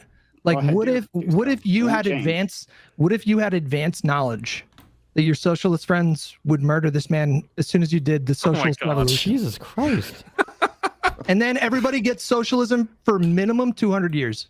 That's the bonus, is the murder. That's a sweetener for Prime. All right, I think this will be the last hypothetical. Come on, I just want to know the answer to that question. No, no. Like what you're trying to do, right, is like you're saying, hey, the hypothetical that I created, right, I think is firmly within the bounds of like logic, right? Like, now we have to bring in like exotic technologies, right, so that we can know into the future what's going to happen, right? You brought up the segregation. No into the future. That's the whole point. If you do this, then this will happen. Oh my God. Hold on one second. No. No, hold on 1 second. No, hold on. I'll defend it, right? Because we have people within our party who defend genocide. They defend genocide right now. That's the thing that's happened, right? They defend I'll throw in Palestinian statehood. I'll throw in Palestinian statehood. They defend racial hierarchies, right? When they happen in other places. I'll throw in a one-state solution. And they continuously within the current Democratic Party, they continuously ignore, right, and downgrade and exploit the Democratic the black base, right? They come to us hat in hand asking for our votes, right? But then when racial violence happens to us and we say, hey, let's get a policy solution, right? Like the George Floyd policy or the Justice and Policing Act. Yeah, thank you. Yes, George Floyd Justice and Policing Act, right?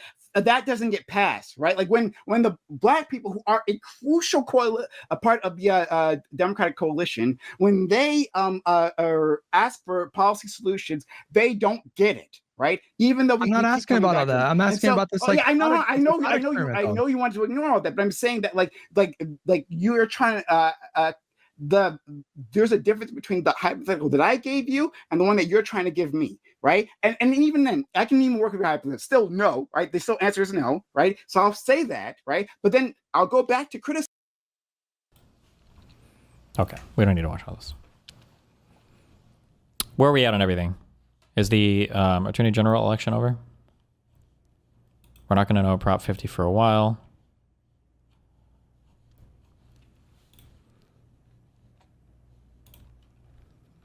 Yeah, it's called. Okay, based.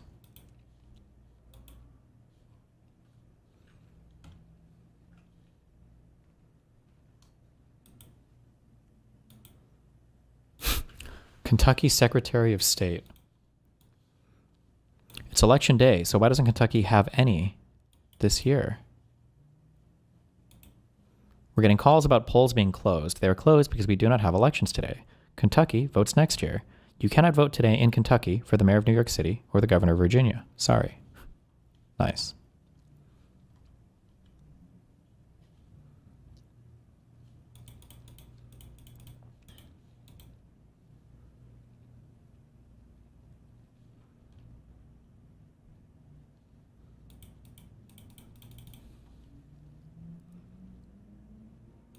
He went on to say this, quote tweet, "Have I mentioned my repeated call for civic education?" Nice.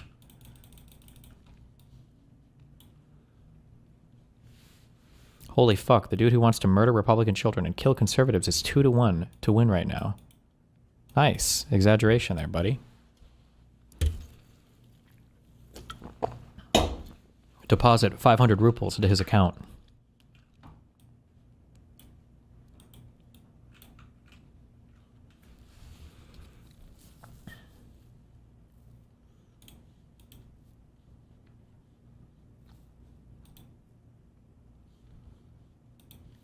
Matt Walsh Cope 2. This is what we're up against. These people want you dead. They cannot be any clearer about it. This is the fight. Right here. 51% of Virginians are apparently for the murder of Republican children. I don't know who this guy is, what position he has, what he does for anything. This guy should be exiled from the United States. All I know is I know that. I've seen enough of him talk and interact with Pisco and everybody else. This guy, whoever he is, he's got to go. He is second in line, okay, in the second group of people. First one is all the Trump sycophants, admin, like people in government, everything else, and media people maybe. He's second in line. This guy is crazy. You were on a show with him, weren't you? Was I? With this guy?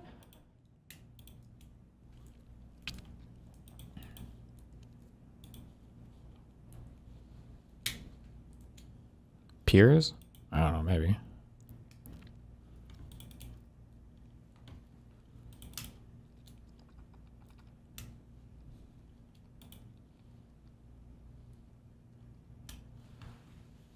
Pisco argued with that guy, yeah. Okay, what do I have? I've got other links open over here. What is this? September 2024 until August 2025, I attended 7 in-person tournaments. What is this? At 5 of those tournaments, I was groped. Fans Sorry, when taking pictures with me put their hands on me sexually and non-consensually during the act of taking photos. I don't like that this is happening. And I also think that it's pretty clear to most people, most reasonable people, that this is not normal behavior. Like most people do not grope other people. And I don't know why it's happening to me so much in particular, but the fact remains that it is. Like I said, what is even happening? This guy's like 70% of the viewership for this game. I don't want the takeaway to be that this is the only issue, or that the things that I'm going to be making changes are in direct response to the groping issue. In fact, out of all the issues I'm facing at tournaments, I think that groping is actually relatively low on my priority list of things that I would fix if I could snap my fingers and make them go away, primarily because it only happens once or twice at most events. And so there are more pressing things that have a higher impact beyond just making me feel bad and kind of violated in a way. So please understand that this is just an example to give you a sense of kind of the general scope. I have another example for you, and it's less intense, but I think it also is helpful in its own way. Which is he's a competitive Pokemon player. He's talking about why he's going to stop going to in-person tournaments. It comes from NAIC this year. North American Internationals this year was an interesting tournament. North American Internationals was the tournament where the tournament began on Friday, and I changed my flight to go home on Saturday. And the reason for that is because before the tournament, I don't remember if it was like Wednesday or Thursday, but I had slept on my neck weird. Like I had one of those. I was like, it was like a crappy hotel. How do you sleep on your neck? Like with his legs in the air? I'm just kidding. Stop. And I'd gone to bed and I woke up and I was experiencing rather severe neck pain. For my fellow, older gamers, you probably know neck pain is extremely debilitating. And it was one of those situations where like I couldn't really turn my head from this angle without experiencing moderate to severe pain. So it was not a good environment to be competing in, as you can imagine. And what made it especially difficult is that over the course of the weekend, people would reach out and they would grab me, not sexually, just regularly, right? But they would often grab me from a place where I could not see them, from like over my shoulder or something. And by instinct, when I am touched by a stranger, I would turn towards the stranger, and in doing so, it would cause my neck to spaz out. And so this happened. I don't remember the exact number. I was not really keeping track, but I know it was over 10 times over the course of one day of competing. People would reach. Well, I'm so curious. I went to a lot of MLGs and stuff, and I feel like and those are strictly gaming events. I think a DreamHack or two, maybe. And then obviously like some Twitch cons. I feel like I've never had this happen. It's very rare. What's going on at these, like, are these like trading card game events? Is it like a thing that happens here more than any other place? Even as a guy, I feel like I'm not getting grabbed or having people randomly touch me. Reach out to get my attention, right? It feels, I think to most people, normal to be like, oh, I know that guy. Let me go ahead and grab him, right? Like you would reach out and touch a friend. Except that for me, I don't know these people and they're strangers. And it made my life so difficult at that tournament that I decided that I couldn't continue having my neck spaz out. And so I changed my flight home to Saturday morning. And I left the tournament after a single day of competition. I was eliminated, by the way, just that's important context. I didn't leave while I was still in the tournament, but having been eliminated, I just like couldn't deal with people. He's the biggest celeb in the game. Literally every nerd there knows who he is. Okay. Continuing to touch me, continuing to make my neck spaz out. And I understand that, or I guess I should say the reason why I give this example is because I think that it's a much more understandable action, right? To reach out and like, touch someone on the shoulder or on the arm or whatever. And like, I don't think that there's anything wrong with doing it in a vacuum, but at scale, and especially when there are other things going on, it can become quite distracting and quite problematic. And I would say that these two examples are indicative of kind of the two types of issues that I've been facing at tournaments. The one being people perhaps not understanding normal social norms or of being too aggressive or, I don't know, like just violating boundaries in some way. And the other being of people behaving normally in a vacuum, but difficult to handle at scale.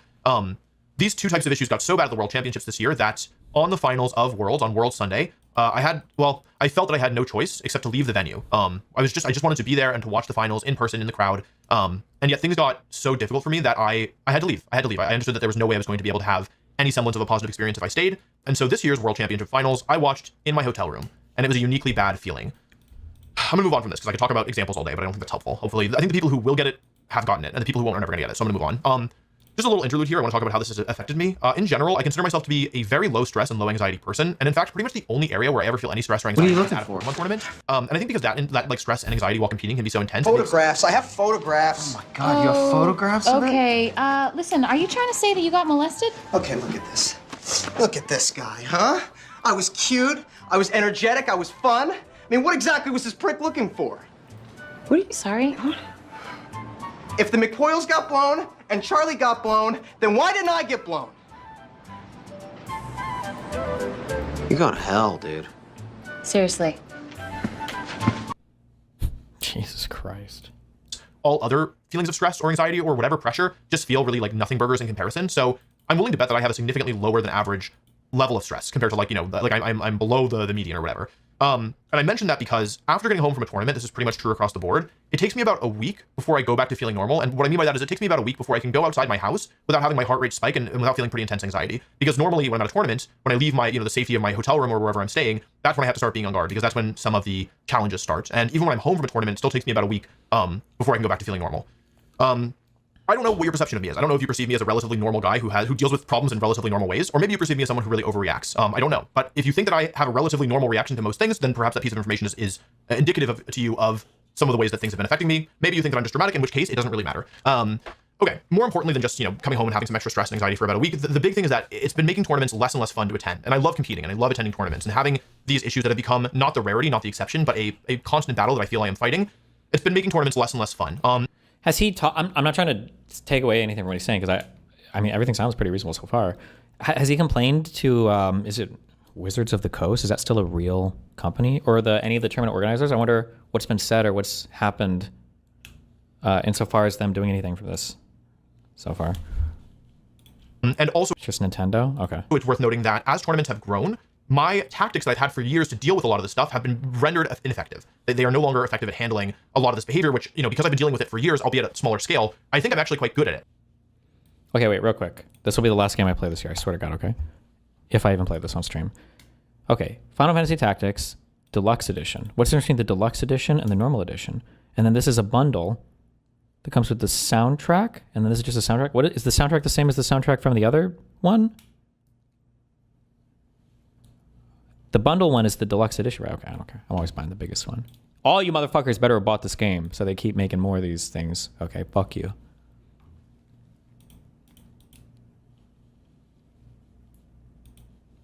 The first thing I would always do when I would attend a Pokemon tournament is I would find a hiding place, like a little nook or a cranny somewhere where I could go to and I could be out of sight, and so I could just have a little bit of privacy and peace and quiet and not, have to deal with a lot of the stuff between rounds. Because it's worth noting that even though at a Pokemon tournament most people see me as a YouTuber or an influencer or whatever you want to call me, I'm there to compete. I'm not there to do fan interaction. I'm not there to be hey guys, let's be the YouTuber. You know what I mean? Like I go to tournaments because I love competing, and while I also enjoy meeting fans, it's not my primary reason for being there. And so when I'm at a tournament, it's been my goal to focus as much as I can on the actual aspect of competing. I'm not saying that, I shouldn't have.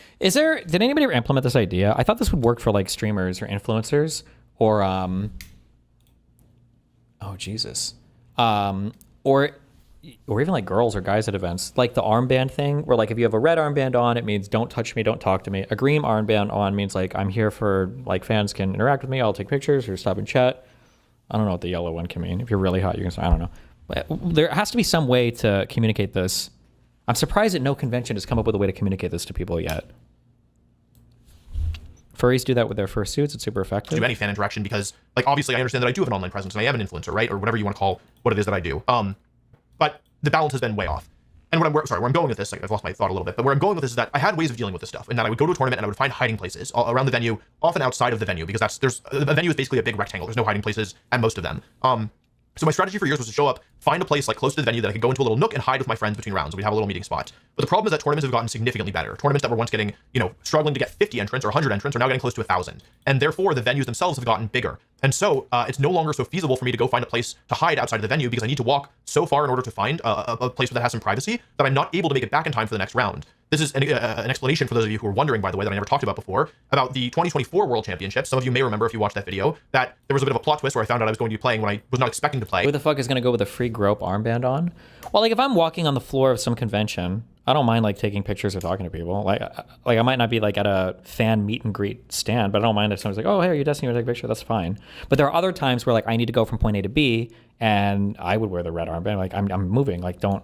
But I also feel like shit because sometimes people are like, oh, hey, can I take a quick picture? It's like, I can't. Because if I stop and take a picture with you, then everyone else, it's just, and people are going to get mad if I say yes to you or no. It's like, just don't, I can't right now, right? So I feel like there would be a purpose for this, no?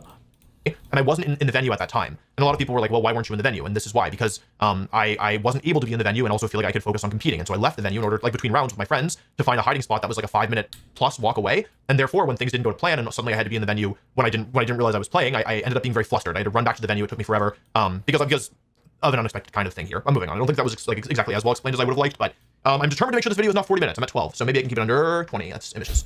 33-minute video. Okay. There's more to this video, but I want to talk about the in-person changes first, and then we're going to talk about some of the online stuff, because there's also some online changes as well. Like I mentioned at the beginning of the video, I'm not doing a Worlds video this year, and the reason for that is relatively simple. I don't want to. Doing one of these big tournament videos forces me to relive the weekend over and over and over again. And it's to a point where I started dreading both Toronto and EUIC, which were 2 tournaments that I won, because those videos were such big projects, and like reliving them over and over and over again at a certain point, it just made me want to be done with it. And in the end, God, I love it when the tankies lose. The Democratic establishment loves to say the party needs to move to the center, as if they're not already there. In New Jersey and Virginia, deep blue states, they managed to nominate 2 national security Dems who aggressively stand for nothing beyond pull-tested platitudes. So they should be cruising to victory, right? Instead, Spanberger is barely ahead of a GOP nominee even Republicans think is a dud, and Mickey Sherrill is neck and neck in Jersey. Get the fuck out of here. And they all crushed it. Seems like this worked out okay. Got him!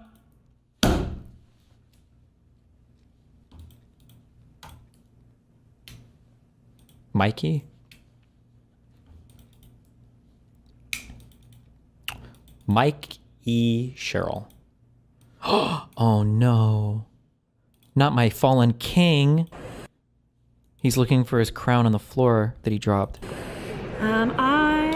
Oh no. Do not have you for the upstairs list. Okay. Oh no. Can I see your ticket type? Oh, I'm staff. I'm Oh, just escorting him. okay. Oh, okay. Okay. If you're So we can't escorted? go upstairs. So they're not on the list for upstairs? I do not. But do you have this wristband? I can also just check in the chat. Well, so I thought those windows could go upstairs, no? Yeah. Okay. Yeah. Damn. But I can double check and just make sure Upstairs on my just end. more seating area. Yeah, I just wanted a drink. I'm good. I didn't even want to see Mamdani. Is that where he's at with the Mamdani party? I didn't even want to. I just wanted to drink, bro. Just so I can. Or here. What was your name? Sorry. Michael. Okay, great. Let me just make sure on my back channel. That's okay. No. We got no motion, chat. We got no motion. We're washed. We're washed.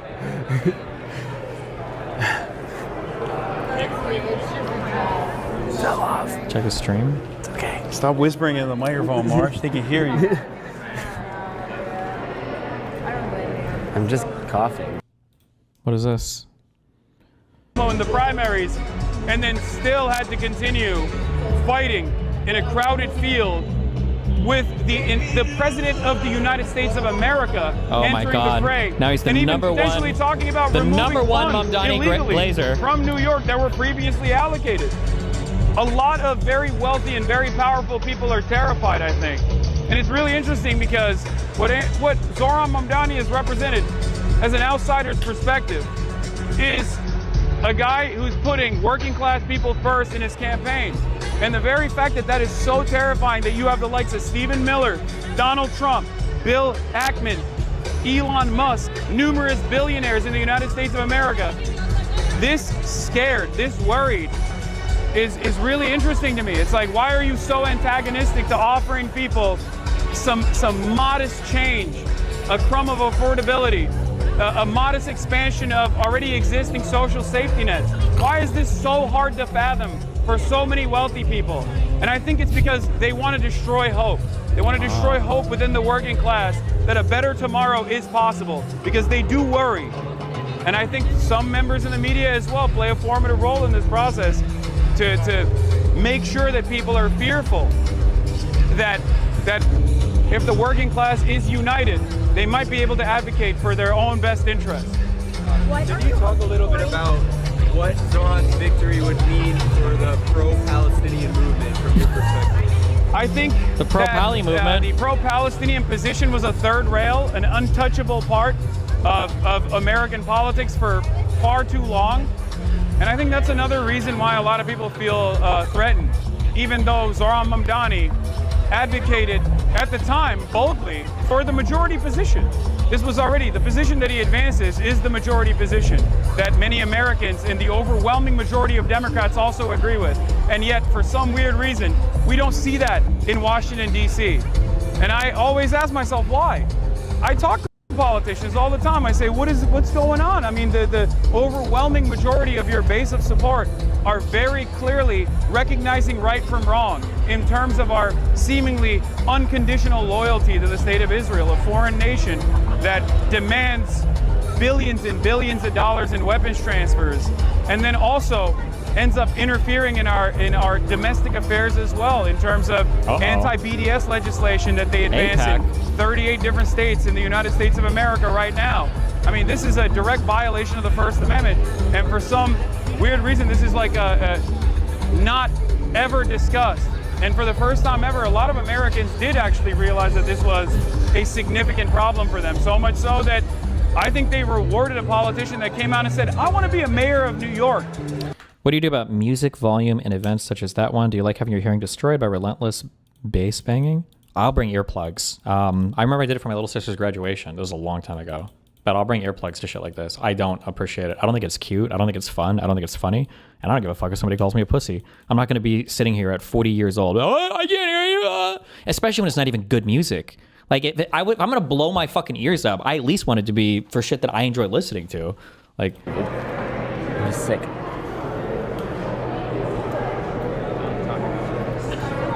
Okay, Okay. I'll figure it out if I can. Yeah. Sure, no problem. Take my number. Text me if you need anything. Wait, here. Put it. Don't say it out loud. You guys streaming live? Oh yeah, we are.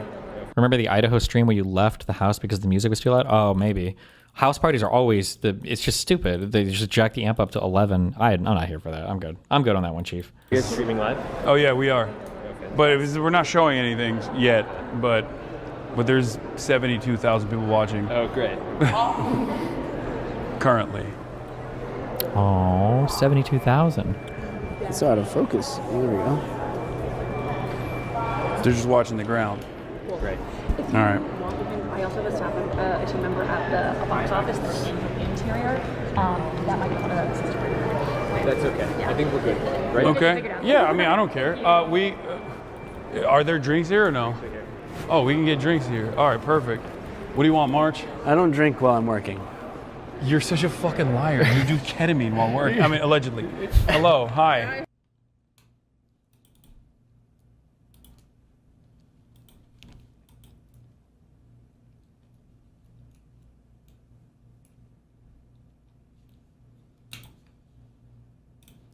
New York City votes have started. What is the plan here? Did Cuomo really think he could win? Was he ever slated to be able to win with Curtis still in? I wonder what would have happened if is it Sliwa? If he would have dropped in, or is it Silwa? Sliwa? If he would have dropped and endorsed Cuomo. I haven't kept up with like the no, and Silwa hates Cuomo. Oh no, wait, that's the guy. He's the taxi guy who got shot in the heart and fought the mob, right?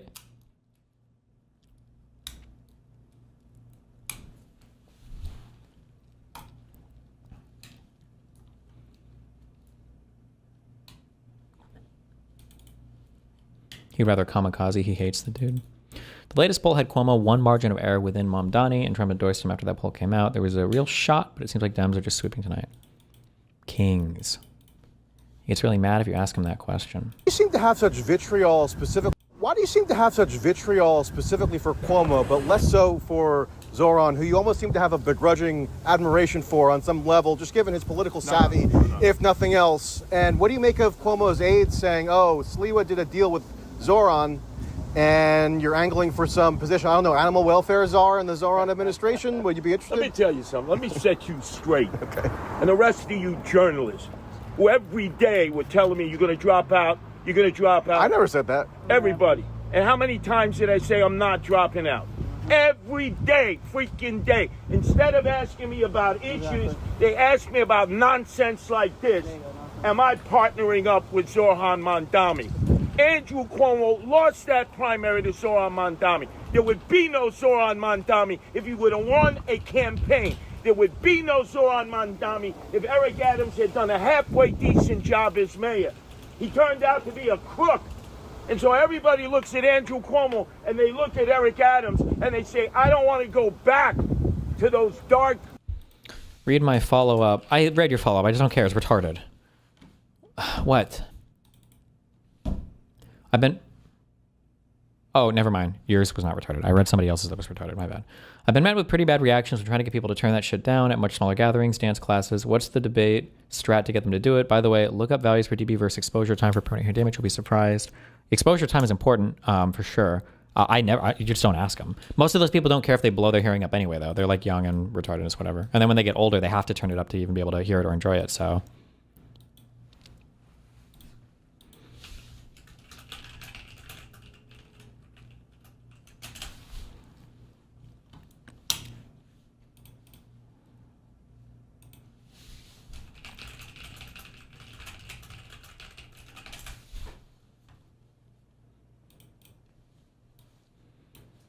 Decision desk is already calling it for Mamdani. That's it, guys. Welcome to 9/11. The third World Trade Center attacks are on the way. It's all over.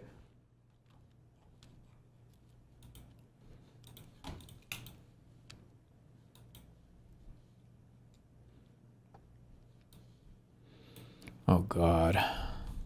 New York Times. I wanted to get your thoughts on the Democratic Party here and whether or not what this upcoming Tuesday means for them. Ezra Klein recently wrote for the New York Times that over the past 15 She's laughing because she fucking hates him, because she likes to represent a political movement that has absolutely zero fucking future in any political position ever, because she likes to just meme and troll on her stupid fucking YouTube show that for some reason Sam Cedar enables. years, the Democratic Party has made room on its left and closed down on its right. For all the talk of what the Democratic Party should learn from Bernie Sanders and Zohran Mamdani, there should be at least as much talk of what they should learn from Manchin or Golden or Marie Perez or Sarah McBride. The party should be seeking more, not less, internal disagreement. Do you agree with that stance? No. I mean, I don't know what reality Ezra Klein is living in. The fact that the Democratic Party has tacked to its left. In what universe? Yeah. The coalescing around Joe Biden in the 2020 primary, the besmirching of Bernie Sanders supporters, the eschewing of that movement in 2016, and even in this current moment with Zohran Mamdani, who has 2016. Hello? What? Why? How far back are we going here? I'm sorry. Do you want to talk about segregation and civil rights next? Like what? Been a shot in the arm for the Democratic Party. You still have Chuck Schumer refusing to endorse him, and Hakeem Jeffries' endorsement is lukewarm at best. There is a fight right now within the Democratic Party, and Ezra Klein is representing a floundering corporatist centrist flank that is increasingly irrelevant in the party. Increasingly irrelevant. Represents 99% of elected lawmakers, by the way. Every single time these loser progressive tanky fucks run in any election, they get crushed. Now the only downside to Mamdani winning in New York City is going to be all of these hopeless fucking losers viewing him as the sole progressive lefty life raft. We're like, oh, look. Oh, we have one politician. We finally, okay, every other fucking loser lost. We finally have our one fucking person that we can tie our fucking wagon to. One person. Oh my God. And he's trying to carry water for them in the Times. I mean, I think it's a lucrative thing to do, but it's not necessarily matching the reality. I love it. I'm so excited to disagree with you. I do. Yeah, I couldn't disagree more. The point Ezra's trying to make is that it takes two wings to fly. And he's trying to say the Democrats need to build a Big Ten. And he's not saying you got to choose between Zohran Mamdani and Bernie Sanders in the centrist wing. He's saying Democrats need to compete in more places. You raised a stat earlier that I think is the key one. Why, when Donald Trump's numbers are plummeting among independent voters, he's got 48% strong disapproval. How come the Democratic Party's approval rating is lower? Because they're not left enough. Because they're all centrist. So they need to be socialist and single-payer healthcare and stop the jokes. As a brand. Because then of the bubble message that I was just trying to elucidate. So you believe it's because they're not far left enough? No, I believe that there needs to be a different approach to politics here. Not building a tent and saying we don't necessarily stand for anything, including Ezra advocating for saying that we should run anti-abortion Democrats in red states. So let's throw trans people under the bus. Let's throw women under the bus. Let's just do anything except. If you want to see territory, though, no, I think he's talking about being practical. Yes, and trying to expand the map. That's what needs to happen here. If Democrats are Queen status. Queen. Also, she looks stunning. She just had a kid, I think like a month ago, already recovered, back in action, absolutely precious, amazing human being. Wait, is this Rampart or am I mixing this up with the other person? Okay, good job. I don't know which child she had or what number she had, but I think that's her, right? Not Rampart, Rampal. Good job. Yes, and trying to expand the map. That's what needs to happen here. If Democrats how do you expand the map? Is you win in Ohio and you win in Pennsylvania and you win in West Virginia. As much as Democrats hate Joe Manchin, he was the only Democrat who could win statewide office. True.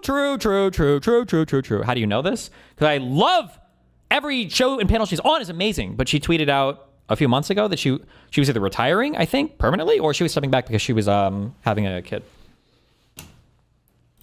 I'm sorry, but Joe Manchin helped kill the child tax credit, which is the reason the Democrats are lagging behind in affordability. Oh, Joe Manchin is why we don't have the child tax credit. Oh, ignore the 50 negative. Oh, she joined the bulwark. Well, she retired from wherever she was. Ignore all the Republicans that voted against it. If we would have just had a red voter in there, if we would have had a Republican instead of Joe Manchin, we would have had the child tax credit. Oh, thank you, Emma Dipshitland, who thinks every single person who lives in Africa looks like Tupac. Good job, Emma Vigeland. Fucking moron. God, I hate her so much. If they were a Republican in that seat? Mind melded. I'm mind melded. Do you see that? Do you understand that? Mind melded. If the Democrats want to orient themselves behind a working No response, no answer, nothing to say. Time to virtue signal. Idiot. Class coalition and use that as the base, that is how you build a durable coalition, not the one that has lost to Trump multiple times. But if you look at the track record of like Sunrise and Justice Dems and these other... Where are they? You've had over a decade on your fucking political movement. Where are all of your elected officials? You have nobody. All you can do is flip some plus 40 blue seats. Go anywhere and get wins. Show it. You have such a huge potential to flip red seats to those. Then go fucking support somebody somewhere. Go do it somewhere. Go to a red district. Go to some place for the U.S. House of Representatives and start winning one of these super progressive positions. Stop just showing that you can infect and turn like super blue seats to a more blue politician. more populist progressive groups, Sunrise and Justice Dems and these other, more populist progressive groups, they have there. Now the base is there. The base is they have not gained a single seat. Yes, not nowhere. That's what I said earlier when she brought up like, oh, these other Dems just aren't represented. There was a 99% of elected politicians. What are you talking about? What do you mean they don't who do they not represent? Your followers on Twitter? Because of the institutional pushback from the Democratic Party, and right now we're seeing. Oh my God! It was a Dems institutional push. The Dems are so powerful. And your candidates are such losers. Even though they're the most popular people, apparently, I thought the voter base was there. The Dems are so strong. So the Dems who are so incompetent when it comes to fighting Trump are really good at just fucking their own... Like, okay. They have there. Now the base is there. The base is they have not gained a single seat. Because of the institutional pushback from the Democratic Party. And because right now the voters. The voters are part of their... Sorry, but the voters are stupid and they don't know as well as me, Emma Vigilant, who went to a $50,000 a year primary grade school. They don't know as well as me. To Emma's point, I do think that there is, when you're just looking top down from the most powerful figures in the Democratic Party establishment. Go back to YouTube. Why are you even on this fucking network? Oh my God. Get our boy Adam in there. Is a pattern of them being much more accepting of the rightward flank than the left side of the flank. I do think we're seeing that. I think we have some sounds. Hillary Clinton was just, there is a pattern of them being much more accepting of the rightward flank than the left side of the flank. From the most, to Emma's point, I do think that there is, when you're just looking top down from the most powerful figures in the Democratic Party establishment, there is a pattern of them being much more accepting of the rightward flank than the left side of the. That's not true. I feel like all the issues, and listen, I think Dems should fight harder on certain things, okay? They should fight harder on certain things, and I'm okay fighting with the left of. But no. The Dem problem has not been that we've been too far rightward. It's getting killed on... Charlie Kirk said it really well when he said, no, I'm just kidding. Stop. I had a cough. Charlie Kirk said it best when he said Dems get slaughtered because he's really good at picking 80-20 issues, okay? I highly recommend Charlie Kirk, Gavin Newsom's podcast. Very, very, very good on political strategy. And Charlie Kirk accurately pointed this out, that Dems will get slaughtered on all these 80-20 issues over and over again. The fucking trans shit, okay? Listen, when somebody approaching that, just say, trans athletes? Yeah, it's kind of dumb. At least for NCAA and beyond, college stuff? No. Okay, we're done. Okay, we're not talking about that anymore. Boom. Okay, move it off. The fucking BLM bullshit, all of this fucking stupid autistic, the pro-Pali, Gaza shit, this is not like helping us. All of this is hurting us. All of it is hurting us. The perceived lack of the toughness on crime and illegal immigration, all these things hurt us. Flank. I do think we're seeing that. I think we have some sounds. Hillary Clinton was just asked about Mamdani, who is, by every poll, still in a double-digit lead, very likely to become the mayor. In New York City. Hold on. In New York City, yes. That is true. New York City is quite a blue place. Fuck, I'm trying to find... somebody emailed me an explanation of this. And I thought it was actually, I appreciated it. The sound that we have of Hillary Clinton, and then I want both of you to respond on the other side. It's fun. If you had a vote in this city, would you vote for Zoran Mamdani? You know what? I don't vote in this city. I'm not involved in it. I have not, been at all even asked to be involved in it, and I have not chosen to be involved in it. She was a senator from New York. She's in New York all the time for various events. She speaks up on other Democratic issues. She doesn't live in a lot of states, and she weighs in on a lot of John, do you think that's the right move for Clinton to make? I think she's telling the truth about what she's punting because she doesn't support Zoran Mamdani's policies. Look, there's been a long struggle. We go back to 1977. Am I retarded? I swear to God, somebody emailed me this. It was within the last 30 days. Why can't I find this? I'll just go nerd out. Moynihan versus Bell Abzug. There are deep divisions inside the Democratic Party that get played out. There are good principled fights over policy. Those are legitimate fights and disagreements. And for a lot of folks, a member of the DSA who's never held a job or never had an executive experience. Assemblyman's a job. Not a job in the private sector. I don't care about. Oh, wait, is he talking about Zoran? If you're running for an elected office, why do you need a job in the private sector? I don't understand. That's so weird. I don't know. Whatever. Never had an executive experience. Assemblyman's a job. Not a job in the private sector. I don't care about that, though. He has a job. That's the problem. Right. It's worth a DSA who's never held a job or never had an executive experience. Assemblyman's a job. Not a job in the private sector. I don't care about that, though. He has a job. That's the problem. Right. It's worth caring about whether someone's ever had a job in the private sector. It's worth caring about whether they've had an executive experience. He's enormously talented. He's very compelling. Wait, like, who's this guy? Who cares? I'd cringe. Cringe. October 24th. Are my emails hacked? Fuck! Some guy emailed me a thing on like why Jeffries and Schumer didn't endorse Mamdani. And it made me a little bit more lukewarm to why it took so long. Wait, maybe it was on Discord. Jeffries did? Yeah, but it was like 3 days ago or something, right?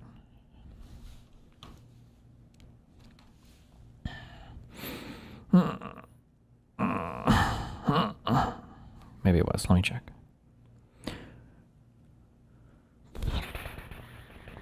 Oh, it was Iban, our chatter, our wonderful chatter. 20 event, I heard the guy talk about Zoran and why it took a while to endorse. This picture is a key takeaway, but the article describes it in more detail. He's only electable in New York City, Boston, Chicago, and maybe LA. Schumer did right by not endorsing him. If Jeffries didn't, it would make sense. While a congressional rep from New York, he's the head of the Dem leadership in the House. His job is to work on winning more House seats for Dems, not virtue signaling for city mayoral candidates. He knew those numbers and still did it. And what did he get? The entire left. You can even see Pisco said he had to qualify praise for it by saying it was too late. And then what does he link? Some chart here. Two-way favorability by Democrats by subgroup. Democrats, Republicans, Independents, all voters. Gavin Newsom, AOC, Kamala Harris, Zoran Mamdani. Oh, so most Democrats favor Newsom, AOC, Harris, and Mamdani is at 50%. Schumer's at 17%. Damn.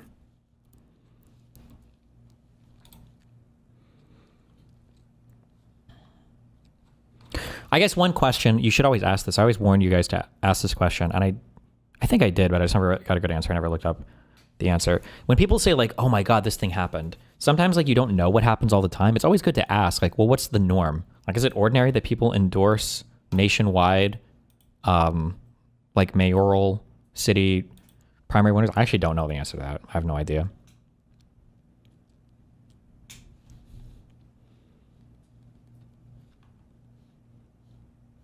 Crystal ball, you nailed it, Emma. Ugh.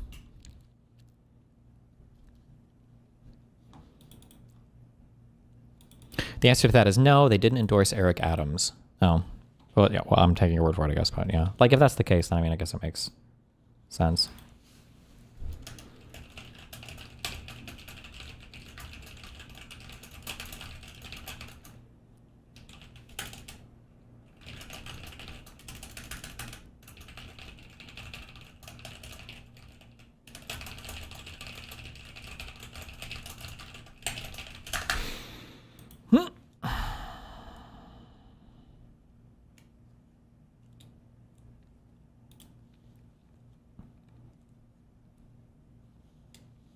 Okay.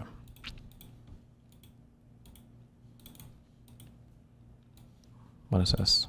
Trump get an MRI. Why did President Trump get an MRI during his recent visit to Wall Street?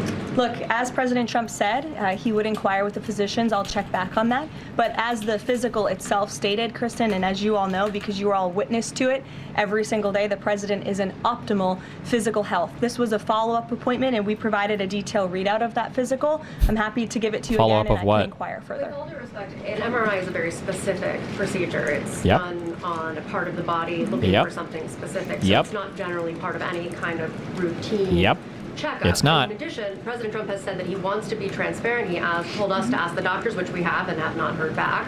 Why don't we have more information on this? As I said, I'll check back for you.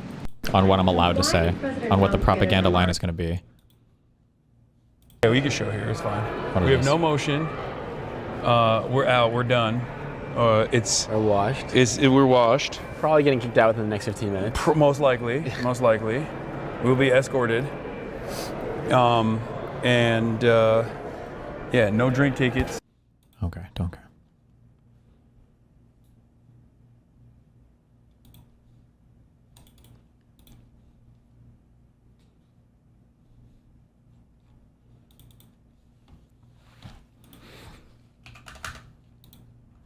Do I care about this?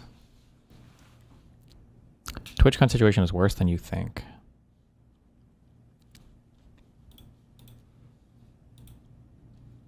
Internet chatter about the TwitchCon situation is out of control. Last week, a thirsty fanboy rushed the stage at TwitchCon in San Diego and attempted to hug and kiss the popular streamer and queen of the weeaboos, Emiru. First off, gross. She's not your waifu. Second, see that guy? That's Emiru's personal bodyguard. Twitch's security team is nowhere to be seen. Her assailant was simply escorted out of the convention hall, and according to Emiru, Twitch did nothing further until her manager raised hell. Now, just in case you're not familiar with the fandom behind female streamers like Emiru and the intensity of the parasocial relationship, think of it like a modern Beatlemania.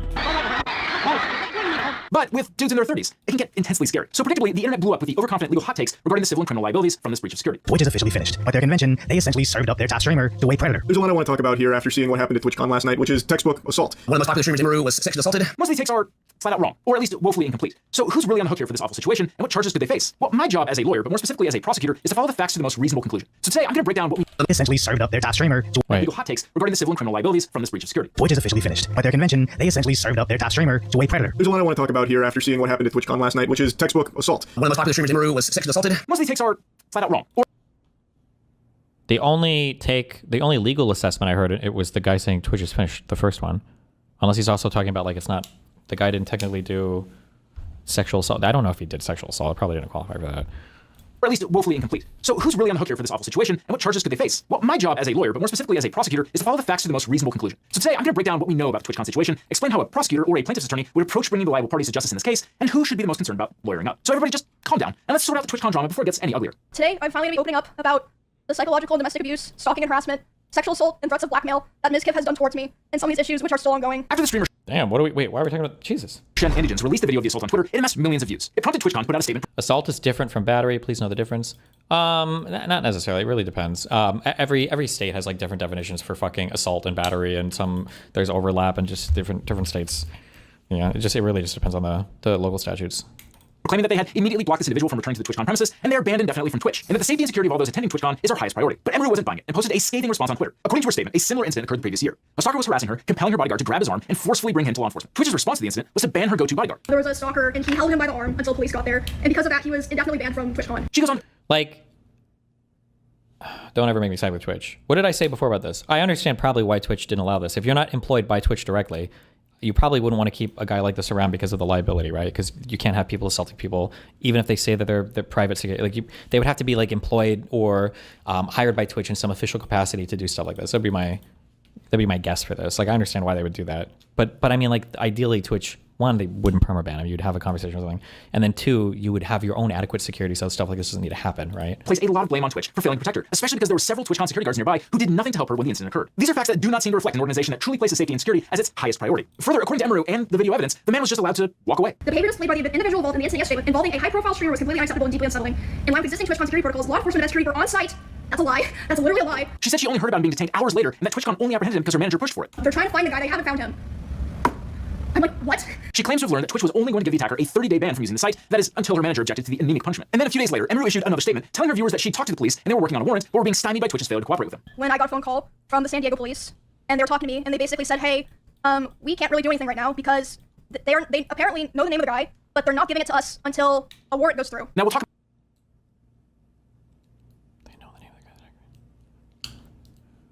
About Twitch and the liability that they may face in a moment, but plenty of other influential streamers echoed Emery's alarm bells against TwitchCon's lax security, including the VTuber Iron Mouse. How many times does bad have to happen in order for people to start taking it seriously and start waking the fuck up and start protecting people and start offering better security for people? What if that was your sister? What if that was somebody from your family? Imagine the person you care about the most going through that. If you don't know why it matters that Iron Mouse is calling TwitchCon unsafe for creators, then good for you. You know the touch of grass. But for the rest of you men of culture, you know that VTubers and three-dimensional streamers alike have a reasonable expectation that Twitch will protect their identity and ensure a reasonable level of safety from all the degenerates in chat. These are the most critical factors for them to do their jobs as entertainers. So Twitch is not off the hook here, but the extent of their liability depends a lot on what a thorough fact-finding investigation discovers about the TwitchCon situation and what crimes or civil torts Emery's assailant actually committed, which are not as straightforward as the internet would have you believe. Sorry to interrupt y'all, but assault by a toxic parasocial fan is a great reminder that now's probably a good time to wipe all your personal and private information off of the internet. Because your cell phone number, home address, email address, private social media accounts, and tons of other sensitive data are shockingly easy to purchase by anyone online. But you can fight back and take control of your private information by signing up for today's sponsoring Incogni. Because Incogni wipes your personal data from the internet by searching online, reaching out to data brokers and websites directly on your behalf, and forcing them to remove your private information. If they resist, Incogni will take care of that too, because Incogni fights back. But what makes Incogni truly powerful in taking back control of your privacy is their custom removals feature. It allows you to flag an unlimited number of sites where your data is exposed, and you can even have Incogni's privacy experts review and tackle the most uncooperative data brokers and people search sites. Now I've been using Incogni for years now, and in that time you can see I've been on hundreds of Okay.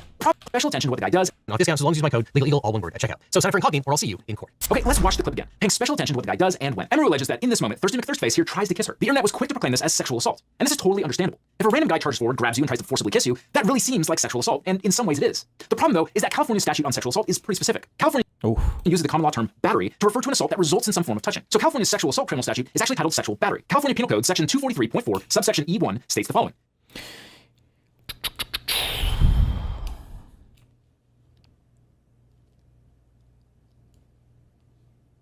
Oof, okay. Any person who touches an intimate part of another person, if the touching is against the will of the person touched and is for the specific purpose of sexual arousal, sexual gratification, or sexual abuse, is guilty of misdemeanor sexual battery, punishable by a fine not exceeding $2,000 or by imprisonment in a county jail not exceeding 6 months or by that fine and imprisonment. Now, 6 months in jail or a $2,000 fine seems pretty insufficient for sexual battery, but that's not the only problem here. Under California law, the attacker has to touch an intimate part of the person, and the law defines intimate part very narrowly as the sexual organ, anus, groin, or buttocks of any person and the breast of a female. In her statement after the fact, Emeru said, and then he grabs my face and he leans in and lips puckered, tries to kiss me, and I start screaming. From the angle of the video, it's hard to tell where the attacker's hands were, but since Emeru didn't mention that he touched her anywhere but her face, we're going to assume that that's the only place he touched her. So he grabbed her face and tried to kiss her. Does that qualify as sexual battery? Well, under California law, an attempted forcible kiss wouldn't qualify as sexual battery because the attacker has to touch an intimate part of another person. In fact, even if the attacker had managed to kiss her, it may not qualify as sexual battery because lips and faces aren't included as intimate parts of the body under section 243.4. His actions were offensive, threatening, and unacceptable, but because of the technicalities of California's law, he likely won't be liable for sexual battery or attempted sexual battery. Why is he quoting California law? Because that's where it happened in TwitchCon, right? It's important to note that sexual assault laws are really jurisdictionally specific. Soccer or football fans may recall that a few years ago, the head of Spain's National Soccer Federation... Is that not insane?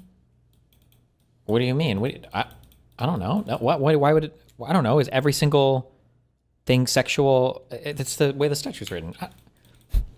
Forcibly kissed a member of the women's soccer team after their World Cup victory. Rubiales kissing Hermoso on the lips, a kiss she said that was not welcome. The Federation chief brushing off initial questioning about the event. He was later convicted of sexual assault by Spain's High Court. So if TwitchCon had been held in a different state or country, Emeru's attacker potentially could be charged with sexual assault or an attempt to do the same. But this happened in California, and that's that. For what it's worth, prosecutors probably wouldn't have a hard time convincing a jury his actions were principally motivated for the purposes of sexual arousal. Sure, he could always argue that he was just so enamored with Emeru's wholesomeness that his cringy kiss attempt was nothing more than G-rated affection, a type of I did it for the mue offense. But come on, that doesn't pass the smell test. Again, if you don't know what that word means, good for you. But what about non-sexual assault and battery? Well, our favorite floor man and de facto Jesus of the internet had this to say. There's a lot I want to talk about here after seeing what happened at TwitchCon last night with Amy Rue being assaulted by a rogue lunatic fan who just walked completely unimpeded past the line at her meet and greet and unconsensually hugged her and looked like tried to kiss her, which is textbook assault. So is this textbook assault? Is this battery? Again, under common law, assault is generally the attempt to touch someone, and battery is the actual touch. California Penal Code Section 240 defines assault as an unlawful attempt coupled with a present ability to commit a violent injury on the person of another. There was clearly an attempt to kiss her, and obviously the attacker had the ability to follow through with that. He was only stopped belatedly. It depends on the state, but generally you can technically assault somebody without touching them. It's not always the case, but usually battery and assault, the difference is if you actually make physical contact or actually hurt somebody or cause an injury. But an assault can be, like if you walk up to somebody with like a bat and you're like, I'm gonna fucking kill you, and you're like getting in their face, but you don't actually like touch them or hit them, you can still be charged with assault depending on the place. Sometimes they combine it, sometimes it's different, sometimes they don't have a battery charge. The present ability to commit a violent injury on the person of another. There was clearly an attempt to kiss her, and obviously the attacker had the ability to follow through with that.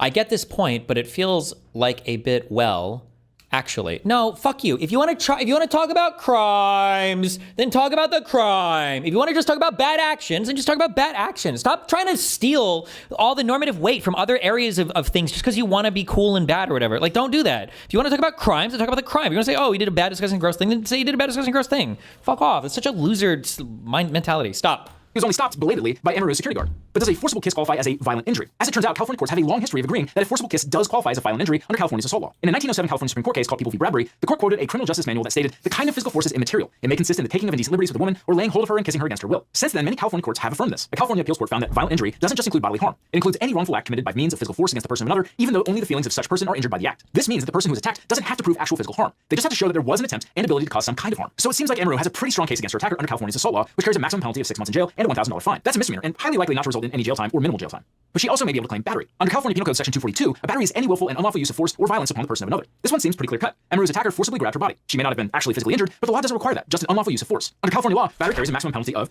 6 months in jail and a $2,000 fine. So not much different than the penalty for assault. Now, before you go on thinking that California doesn't take assault and battery seriously, these statutes are not that different from most jurisdictions, and they simply represent a base level of criminal liability. In any assault or battery case, the factual circumstances can, and often do, enhance the severity of the punishment. A prosecutor likely has a case here, and Emeru has said that she is pressing criminal charges against her attacker. I am pressing charges against the guy with the police. So to get a criminal conviction, the prosecutor will have to show that the attacker is guilty beyond a reasonable doubt, which doesn't seem super difficult here since there were dozens of witnesses and the video that you just saw. But Emeru may also be able to pursue a civil lawsuit against her attacker, which would be even easier to win because there's a lower burden of proof. She only needs to show that he's guilty by preponderance of the evidence that is more likely than not. If Emeru does decide to file a civil suit against her attacker, she can claim actual monetary costs she incurred, like therapy, increased security expenses, legal expenses, disruption of her normal day-to-day activities, etc. But she can also claim punitive damages in a civil suit. That is a certain amount of money she feels entitled to because her attacker did a crime against society itself and ought to be punished for it. And she can also potentially make a claim for intentional infliction of emotional distress. Entitled expenses, legal expenses, disruption of her normal day-to-day activities, etc. But she can also claim punitive damages in a civil suit. That is a certain amount of money she feels entitled to because her attacker did a crime against society itself and ought. So I don't know what the norm is on this, but I don't think you're allowed to generally, I think it's usually looked down upon to ask for punitive damages in a complaint. You can be awarded to them if the behavior of the person is particularly egregious, but I don't think you'd normally sue for punitive damages. I could be wrong on this. Somebody tell me. Be punished for it. And she can also potentially make a claim for intentional infliction of emotional distress. To do that, she had to show that her attacker intentionally and recklessly did something that caused her to suffer emotional distress. Generally, the person's actions have to be outrageous to meet this threshold, but grabbing and forcibly kissing a stranger sure seems to be outrageous. And Emeru wouldn't be the first female celebrity to file a civil suit against a convention attendee who broke. Wait. To do that, she had to show that her attacker intentionally and recklessly did something that caused her to suffer emotional distress. Generally, the person's actions have to be outrageous to meet this threshold, but grabbing and forcibly kissing a stranger sure seems to be outrageous. Is outrageous a legal term here? I don't know if I like that. They have to act purposely or recklessly, causing the victim emotional distress so severe that it could be expected to adversely affect mental health. The defendant's conduct is outrageous. Okay. I wonder if outrageous is something you wouldn't ordinarily like expect somebody to do. Like if somebody walks up and asks you for your order at a restaurant, that's not outrageous conduct. But I think when it comes to intentional infliction of emotional distress, like it has to be a thing where it's like you're very obviously and foreseeably going to cause. Like it can't just be like you walk up to somebody and you say like, oh hey, I'm gonna fuck your mom, and the guy's mom like just died yesterday, or something like that. It's like, oh, you had no idea. But like if you walk up to somebody and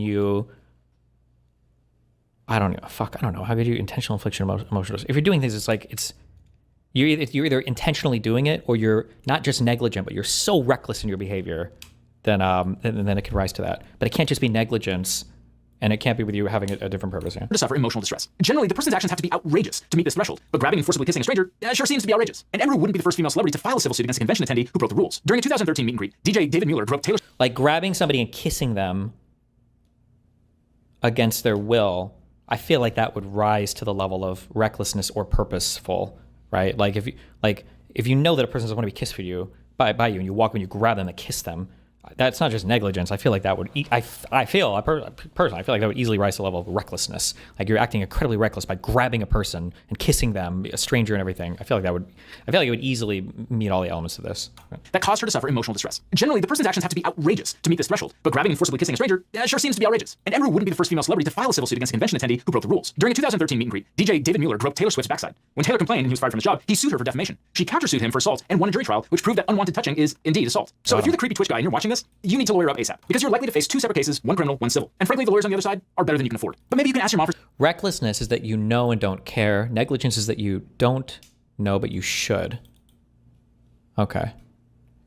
Negligence is that you don't know, but you should. Recklessness is you know and you don't care. Okay. Some cash when she brings her dinner down to the basement. Now, many of Emru's fans have also urged her to sue Twitch for failing to protect her, and Emru herself had some pretty scathing allegations against the company. But how much is Twitch actually liable for failing to protect her? Well, it depends. As Emru's manager noted, Twitch was pretty negligent. She's like, okay, I've been talking to Twitch people, and I'm really upset because I noticed a lot of negligence around the event, and I'm not happy with the way that they're handling it now. Commenters on Reddit and Emru. Purposeful means that they weren't basically having a seizure when doing the action. Wait, is that true? One thing that I don't know, I just don't know the answer. I don't do criminal stuff. Although I don't know why I said that, because it applies to civil stuff too. There's a difference between something called it's specific versus general intent. When it says the defendant acts purposefully, is that the general intent of just kissing somebody, or is that the specific intent of kissing somebody to cause them emotional harm? This matters sometimes, because for some crimes you have to prove like a specific intent, meaning you knew the outcome of like that particular action. But in other crimes, you just have to prove the general intent, like you intended to do the action. But I don't know when this comes up or not. I don't know if this is called out in statutes or if it's a common law thing. I don't know the answer to that. It's 2 separate cases, one criminal, one civil. And frankly, the lawyers on the other side are better than you can afford. But maybe you can ask your mom for some cash when she brings her dinner down to the basement. Now, many of Emru's fans have also urged her to sue Twitch for failing to protect her, and Emru herself had some pretty scathing allegations against the company. But how much is Twitch actually liable for failing to protect her? Well, it depends. As Emru's manager noted, Twitch was pretty negligent. She's like, okay, I've been talking to Twitch people, and I'm really upset because I noticed a lot of negligence around the event, and I'm not happy with the way that they're handling it now. Commenters on Reddit and Emru's channel. The sentence implies general intent, or it would say purposefully in order to cause harm. Okay. Great. If I were Twitch CEO Dan Clancy, I would lawyer up now and prepare for a lawsuit, because it looks like Emru has a pretty good case. Let's pull the video back and talk about why. So this is our first problem. This guy just walked right past the line and no one stopped him. And here's the next problem. No one from event security intervenes once he's grabbed her. And the final problem, even after he grabs her, event security apparently just lets him walk away. Civil liability in this context centers around the question of whether the defendant had a duty to the plaintiff. Generally, people aren't legally required to protect others from harm caused by third parties, but there are exceptions. Generally. One is the special relationship rule. If a special relationship exists, a person or business might have a duty to protect someone from others' conduct. Courts often find this in situations like a shopping center, restaurant, or bar, and its customers or tenants. Because of this, business owners must take reasonable steps on from others' conduct. Courts often find this in situations like a shopping center, restaurant, or bar, and its customers or tenants. Because of this, business owners must... Why do they spell restaurant wrong? It's like a shopping center, restaurant. What? What's going on down here? Restaurant or bar, and its customers or tenants. Because of this, business owners must take reasonable steps to keep common areas safe from likely criminal acts. One of the most important parts of this is foreseeability. If a criminal act is foreseeable, then the business has more responsibility to try and prevent it. And as many people online have pointed out, Twitch had plenty of reasons to believe that Emeru might need some extra security. At a prior TwitchCon, she'd been followed around by a fan who stalked her around the venue. And that's why her main security guard was banned, because he'd intervened on her behalf and muscled the little simp into the arms of the police. 2 years ago, where there was a guy following me around TwitchCon, and he asked him to stop the whole time. My guard asked him, the guy wouldn't stop, so he grabbed the guy, but he didn't hurt him. He was just holding the guy until the con security came. Also, kind of crazy that Twitch banned that guard forever, while, at least according to Emeru, they only banned her attacker for 30 days. Also consider the fact that in March of this year, a stalker followed Emeru around and made death threats to Emeru and fellow streamers Valkyrae and Senna on camera during a live streamed event. Because of this, several prominent streamers like Valkyrae, Pokimane, and QT Cinderella have said they weren't sure they wanted to attend TwitchCon because they weren't. There's generally 4 levels of mens rea: purposeful, knowingly, recklessly, and negligently. Okay. Sure they would be safe there. If a business knows about prior criminal activity, courts have said that the business needs to provide heightened security. So legally, Twitch ought to have known that she needed extra security and should have provided that. But courts generally weigh this foreseeability against the burden created by additional security measures. And hiring security guards is considered really burdensome because it's very expensive. So California courts don't usually require ordinary businesses to do that. At a large event like a convention, though, the crowd size and fame of the featured creators tips the balance in favor of requiring the event host to hire security. And as a lot of commenters noted, the parasocial relationships created by Twitch heightens the threat even more. Twitch's best defense is that it did hire security guards and screen the people in its meet and greet line. But as Emeru pointed out, the event security guards did nothing when she was attacked, and screening meant little when each meet and greet attendee was allowed to bring an unscreened +1. So even those measures were pretty lax. Twitch's guards let this guy just walk right up past the line of registered attendees. Then they did nothing when he grabbed her in front of a room full of people. The only person who acted was Emeru's own bodyguard, shoving the guy away from her. So I bet some of you might be wondering whether he could be liable for manhandling the goofy goon. She's never suing Twitch, brah. I mean, I feel like you could get a lawyer on contingency to just send him a letter, no? Wouldn't Twitch want to settle something like this pretty easily? Maybe? I don't know. The honest answer is, it depends. To review, for assault, there has to be an attempt to commit violent injury on a person with the ability to follow through. And for battery, there must be a willful or unlawful use of force against a person. For Emeru, she has a strong case that she was the victim of both assault and battery. But what about the other guy? Let's watch that clip again. That looks like a pretty serious shove, but it also looks pretty justified. Remember, though, that Twitch banned Emeru's other bodyguard for forcibly restraining a rabid fan at a prior con, so maybe Twitch thinks this is the assault it needs to punish. This was definitely a use of force under California's battery statute, but under California law, like most jurisdictions, there are some scenarios where assault or battery is allowed, such as self-defense or defense of others.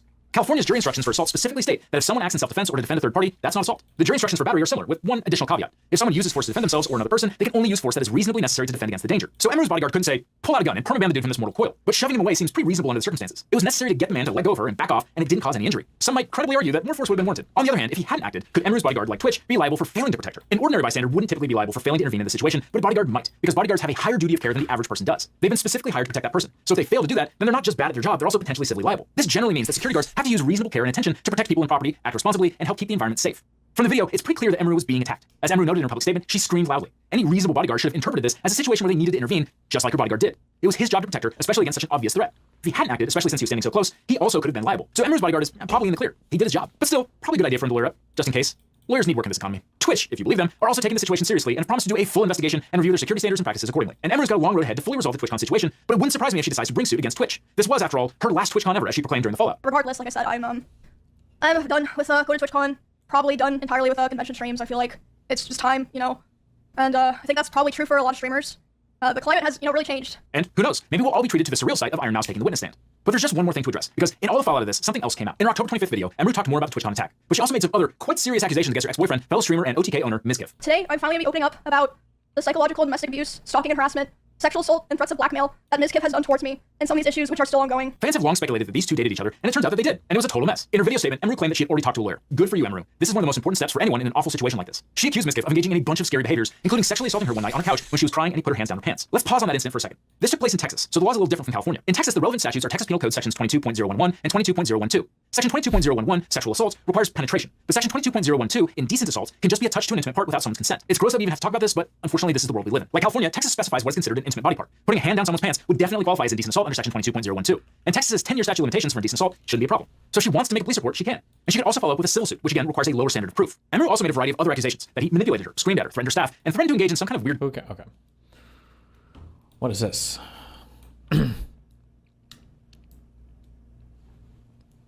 Mizkif has filed a suit against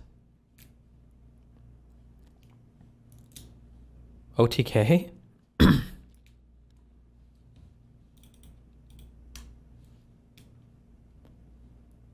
Come now, plaintiffs Matthew Ronaldo, and Mizkif Enterprises LLC collect plaintiffs complaining of and about Emily Beth, whatever, blah, blah, blah. Emeru, OTK, Asmongold, and other companies that they own. So just Emeru and Asmongold.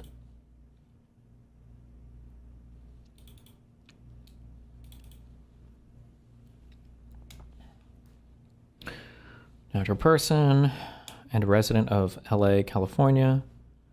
LLC, sole member, LLC. This is filed in the United States District Court for the Western District of Texas. So this is filed in federal court in the Fifth Circuit.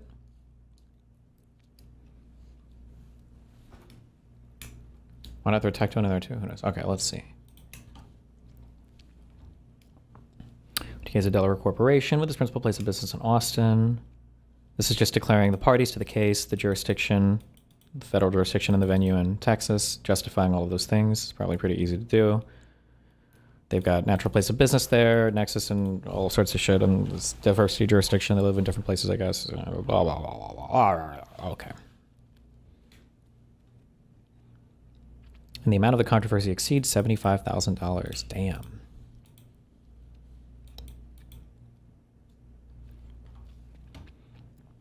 For the past decade, Matthew Ronaldo has been working tirelessly to build a career in the demanding live streaming and content creation field, primarily on YouTube, a video sharing platform, and Twitch, a live streaming platform. Through years of effort, Mizkif built his online presence under the handle Mizkif, leading him to a multi-million follower presence across various social media platforms. Ronaldo's entire professional life has, during all relevant times, centered around streaming and content creation. Mizkif became one of the most successful creators on Twitch with a following of 2.2 million viewers as of October 2025. He was known for collaborating with other streamers. In 2021, he won Best Just Chatting Streamer at the Streamer Awards. Wow. The community that Mizkif developed, along with his industry connections with other streamers, his personal reputation as personal well on to develop a successful business. 2020, along with certain other high-profile streamers, he founded One True King. Okay.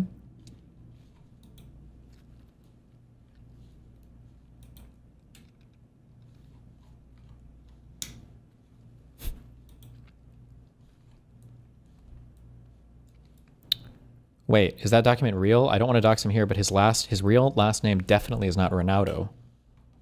It's coming from court listeners, so how sure are you of that? Why are you saying it's definitely not?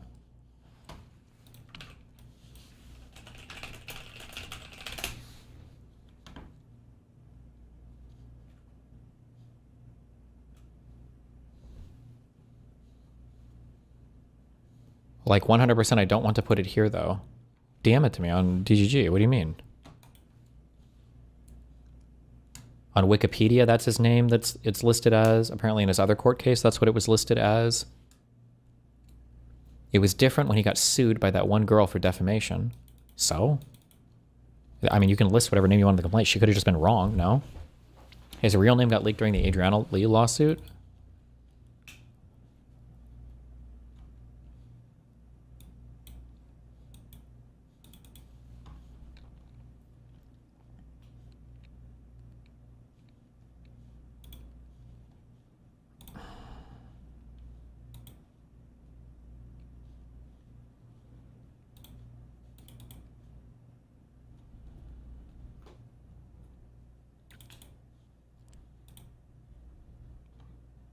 That's his fake sister last name that he took from her. He uses the fake last name since it's the same one as his fake sister's real last name.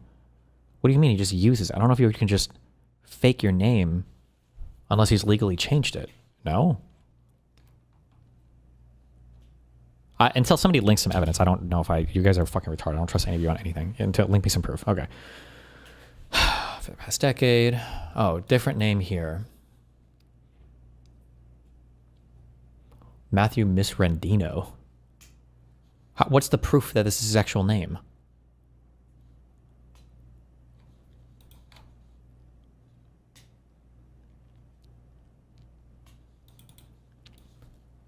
This is a trellis thing for a lawsuit. Find me the actual filing. Give me a court reporter or give me some actual court documents. Like in this, like Maya is listed as her own attorney. Mizkif is listed as his own attorney.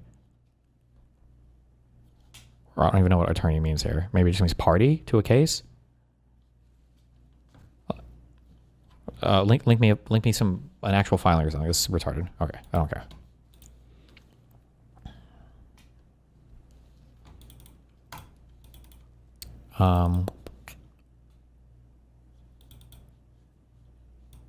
Did you see this JF tweet?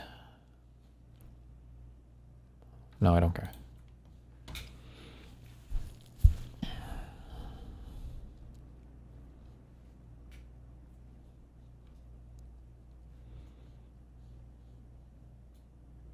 Okay. Through the acts and omissions read below, defendants Shunk, Hoyt, and OTK have, acting in concert, wrongfully and baselessly accused Renato of serious criminal activity for no purpose other than to harm him, his reputation, and his business,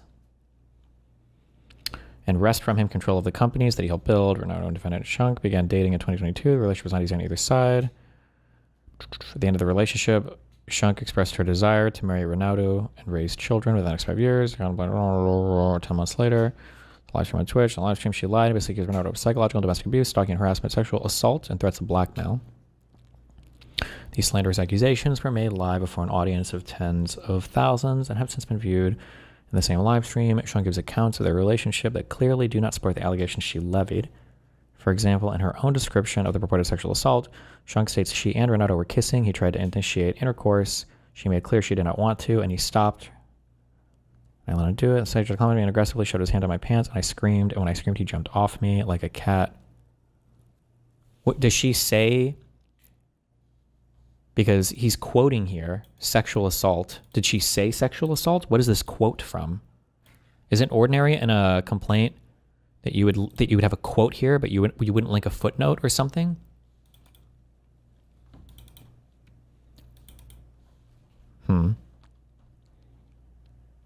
She said it in her live stream? Okay.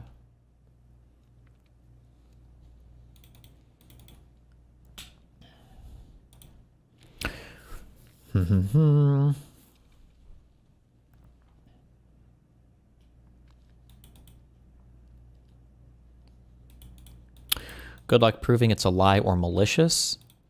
Well, I don't know if you have to prove that it's malicious. If you're accusing people of sexual crimes, then there's one part of the defamation standard is automatically met, because I think this would be a defamation per se lawsuit. If you're accusing somebody of sexual impropriety, then you already assume that it's malicious. You don't have to actually prove that part. It's not a defamation per quad. It's assumed because it's a serious accusation, basically, to accuse somebody of that. She says sexual assault here. Today, I'm finally going to be opening up about the psychological and domestic abuse, stalking and harassment, sexual assault, and threats of blackmail that Ms. Kiff has done towards me, and some of these issues. Okay, she does say sexual assault.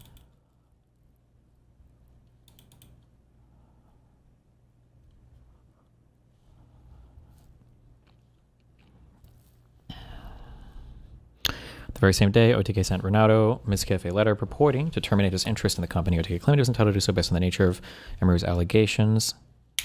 Sick. Emery is a handle on which defendant Shunk operates her streaming and content creation business.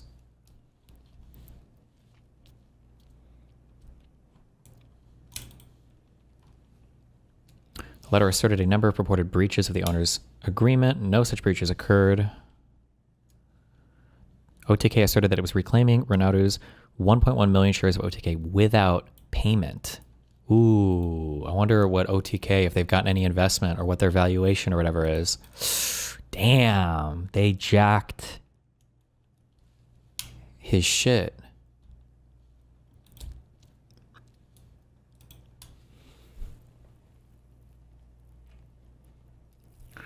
Defamation per se just means that damages are presumed not malice. Versus per se. Oh wait, you might be right on that. You're right, I'm sorry.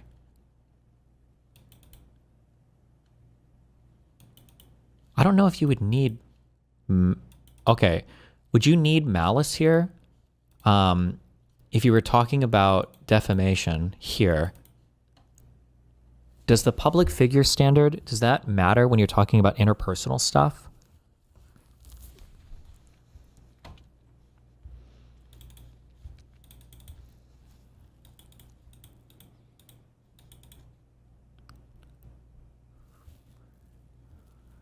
I think so. I don't think the subject matter is relevant. Seriously? I feel like the subject matter should be, no? Can I ask that? Is subject matter relevant? Actual malice, public figure, defamation. I'm not going to get a good answer for this.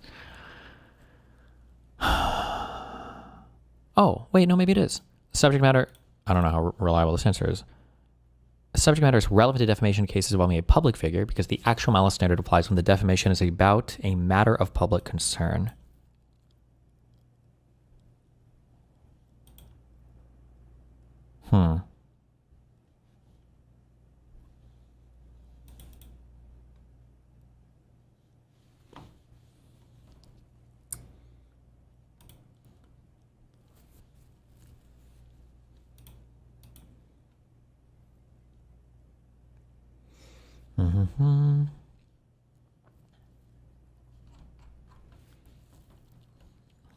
Okay.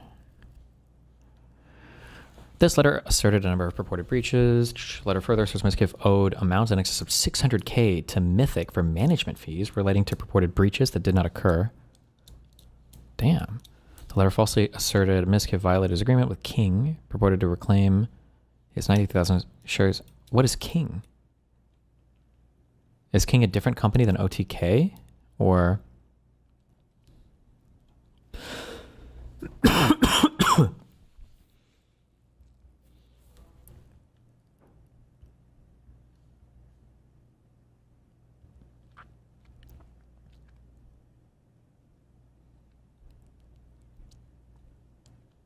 Okay.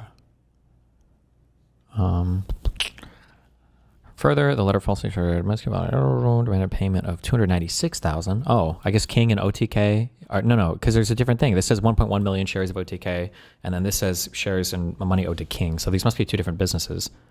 But he's probably suing both, right?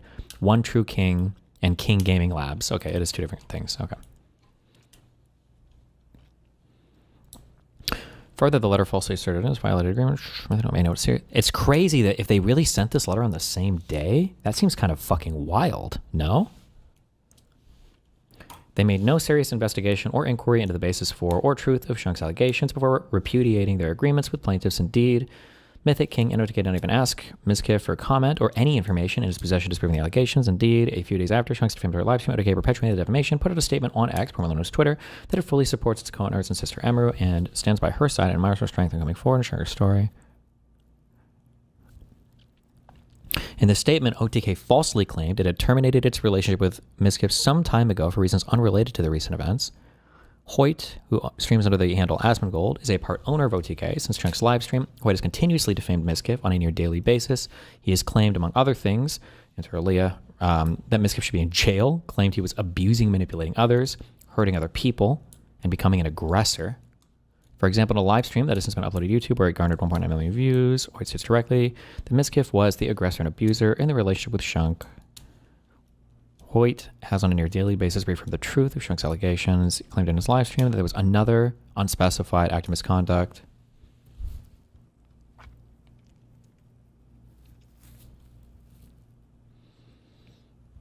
It seems like he at least has an okay case against OTK, etc., but why bring Emru and Asmund to this? Well, if he feels like these are defamatory statements that are being made that are harmful statements, I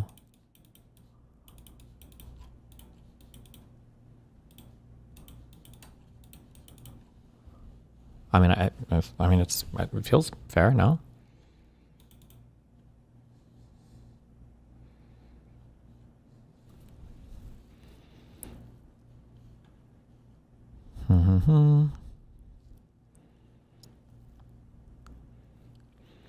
Count 1, breach of contract.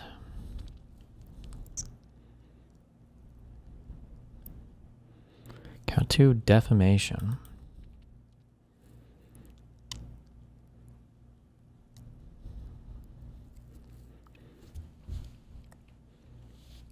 Count 3, declaratory judgment. Actual right to exist. Just unlawfully divest them. Actual what is jurisdiction? Actual declaratory judgment under 28 USC 1. I don't know what that even means.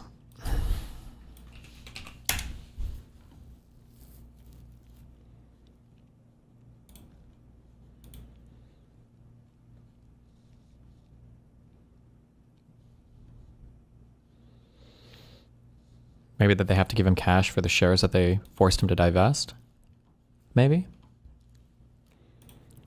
Wait, so is Ms. Kiff suing OTK or Emru? Ms. Kiff is suing Emru, Asmongold, OTK, and the King Gaming Labs.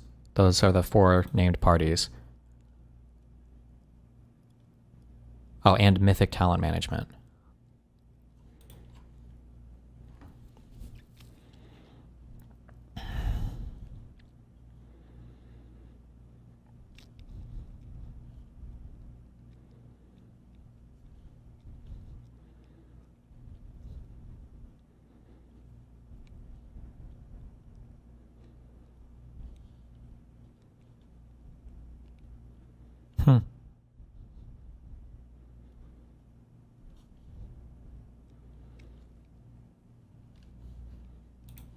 I mean, like, just as written, prima facie, it seems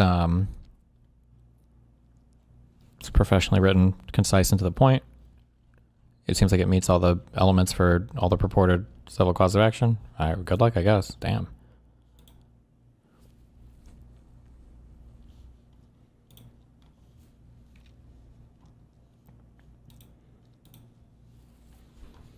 God, everybody's suing everybody, dude.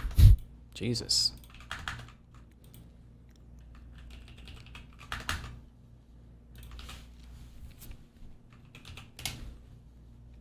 Hey, yeah. The fuck is this?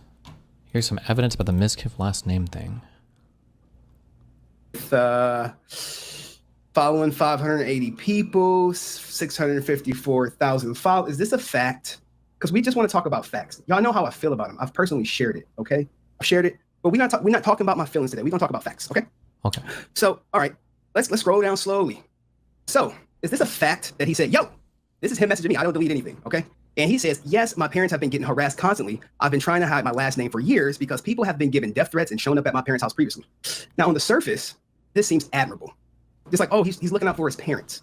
But when we get deeper, there may be something different. So I see someone put it too, that this is not a fact that is his account. Was he hacked? Was he hacked right here? Okay. All right, probably. Was he hacked? Just let me know. Just say it at the end. Benjamin Berry. Was he hacked? I just want to know, man. You know, hey, was he hacked? Okay. No, it's okay. All right, there we go, man. That's all. We just want fit. We just want facts over here. We just want facts. All right. Thank you for recanting your statement. I really appreciate it. All right. Thank you. Hopefully you could change that 2 to a 1. It's Miss Kip's fault. We don't talk about that because this is not the first message I received. Let me remove this because I don't want to show y'all my DMs. You know what I'm saying? I don't want to show y'all my DMs. Okay. This is the first message I received. Okay. Hold on. Let me go to the top. His parents getting harassed.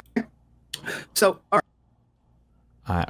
I mean, I just don't believe that he could hide his real name for years and years and years from the internet. I feel like this would be out by now, but I don't know. He also could have legally changed it too. Who knows? Whatever happened to the Trump phones? We're supposed to get them this week.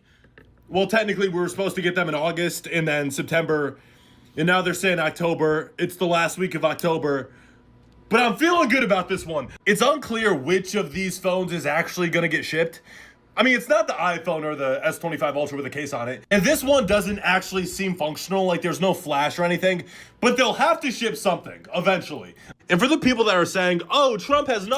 Wait, didn't they ditch the Trump phone idea and they switched it to like a iPhone skin or something? Or I feel like I read something that they changed what they were selling or something. Nothing to do with this. It's just a random company using his name. You're kind of right, but that is the scheme. The Trump organization is letting Trump Mobile use the Trump name to advertise the phone. The Trump organization gets the money from the phone, but when they get sued for it being a scam, it's Trump Mobile getting sued. It's not the Trump organization, you see?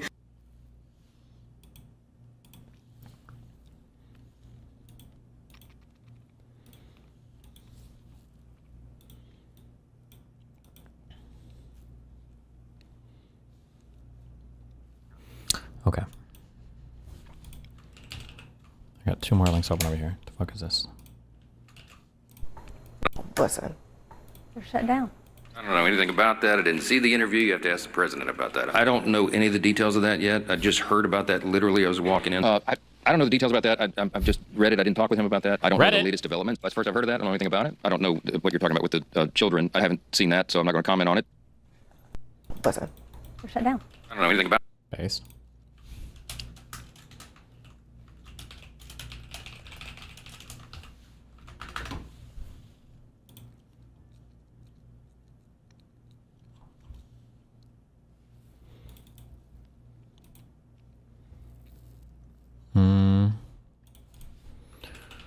Got this meme. New Ezra Klein video? No clue. Haven't watched it.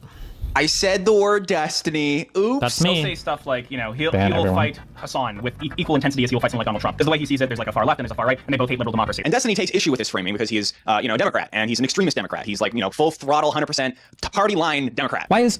And, you know, this makes him center left. This is, the Democrats are a center left party, further left elements of the Democratic Party, like AOC and Zoran Mamdani, but Destiny is not, you know, completely aligned with those people. He's further to the right than those people. Clearly, both extremes are equally bad. And while agreeing with the rest of my political analysis, this is what always happens. It's always like, everything else you said is good, but when you mention me, you didn't read my lore iceberg. This is sort of the problem with mentioning streamers. I'm trying, as someone who is doing political commentary, to create a map of the political landscape in such a way that everybody's going to be able to look at it and agree with it. And this is an impossible task. And I'm running up against the impossibility of this task every time I try to do it. We are living in a totally post-truth time when everyone is in their separate bubble with their own worldview and perspective on the world. And so in an attempt to try to connect these worldviews, it's basically impossible. And yet, I think it's a fun intellectual exercise, and probably the most objective thing to do is to try and... He totally butchered your reaction. You had 180 opposite. Yeah, I thought I said that. I thought his take for the most part was pretty good on everything. I thought that's what I remember saying, but maybe... Destiny, you actually agreed with him, LOL. I don't know why he deceptively edited this. Yeah, I don't know. Weird. Fail to describe it in terms that everybody can agree with. So, you know, that's the part of this analysis that Destiny was taking issue with here. Saying Destiny's name on the internet is like saying Voldemort's name out loud. He immediately feels a disturbance in the Force and magically pops in your chat like Rumpelstiltskin to immediately rebuke your entire measly existence. I couldn't have said it better myself. Damn. Look, no hate to any of the streamer guys as people. I do hate their medium. I think they have a bad medium. I think it's satanic. To be clear, you know, I'm not letting myself get off scot-free here. This whole thing is satanic. I'm in a glass house. I'm not going to throw stones. All right. And even someone in Destiny's chat acknowledges that this is a real thing, that the center left and the center right have to come together against emerging threats like the center left, center right coalition in Germany. This is the center left / right coalition that formed in Germany. They have to engage with this, and they have to be like, oh shit, there's a lot of like threats to liberalism right now. They have to like handshake on 90% of things because they're fighting the larger polarization around them. So is Destiny the best example to use as a reactionary centrist? I don't know. You know, and I think to myself, is it useful to use political streamers as examples of these emerging ideologies, or should I just try to like not mention them?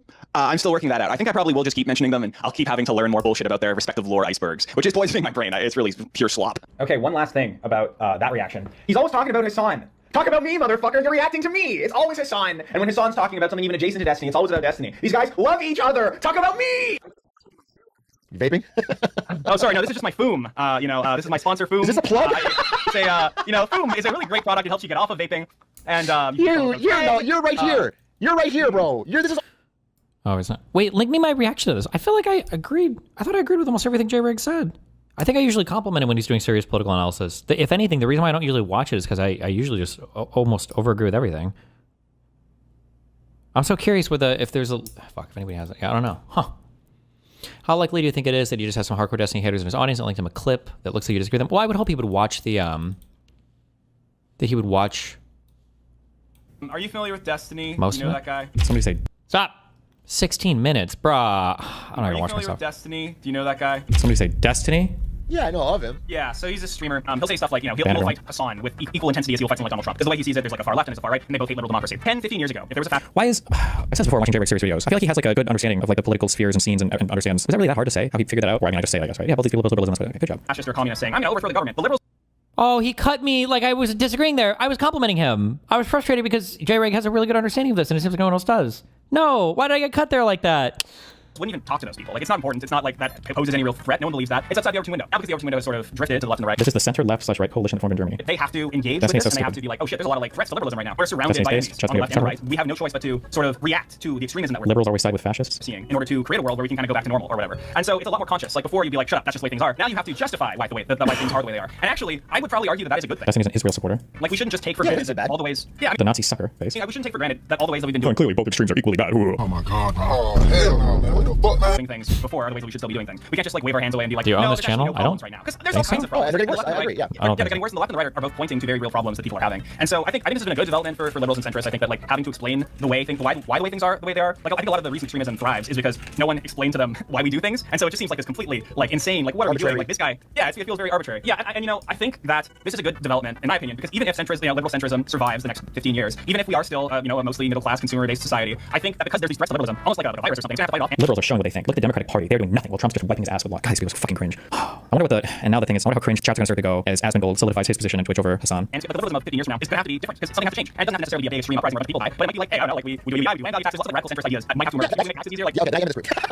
Yeah, no, I see it. So, base. But I just think it's a little maybe I'm being here, but I find that to be, I think when trend lines start moving in a direction, it's hard to stop it. Not so, I think the fair one, I think it's pretty like it's like 10 years ago. The book theory of the right conservatives. And now they think because fighting the larger coalition, like someone would be. It's going to change that much. Like Hassan will exert control. Hassan has control. Hassan has control over Atrioc or anything like show. Right? Another podcast with him. Lovely things about covering any drama related stuff. stuff, and now sponsors are turning down Hassan showing up at events. So why aren't you doing the streamer games? AT&T is part of the sponsor. Like said, Ludwig was able to exercise so much control over. Why is Atriox kept somebody else? You have almost for sure heard the most unhinged shit imaginable. So like from Nazis, you'll hear that I'm like a race mixing, open borders, fucking the only exception to that as of recently is the it's just all like unhinged shit. Oh, if Atriox chat, I don't think Atriox covers any of my content directly. So anything that his chat has heard about me is probably gonna be unhinged. The only exception to that as of recently is the H3H3 crowd. Which I'm gonna be honest, feels kind of weird looking at our community and they're not all instantaneously fucking unhinged and hateful. Kind of feels nice to see somebody else attacking us on it. It doesn't have to just be me and my community and my rhetoric and my tweets and my everything else all the time. Feels good, man. Because they're fighting the larger polarization around them. Like someone would be, compared with Donald Trump, most people take it on.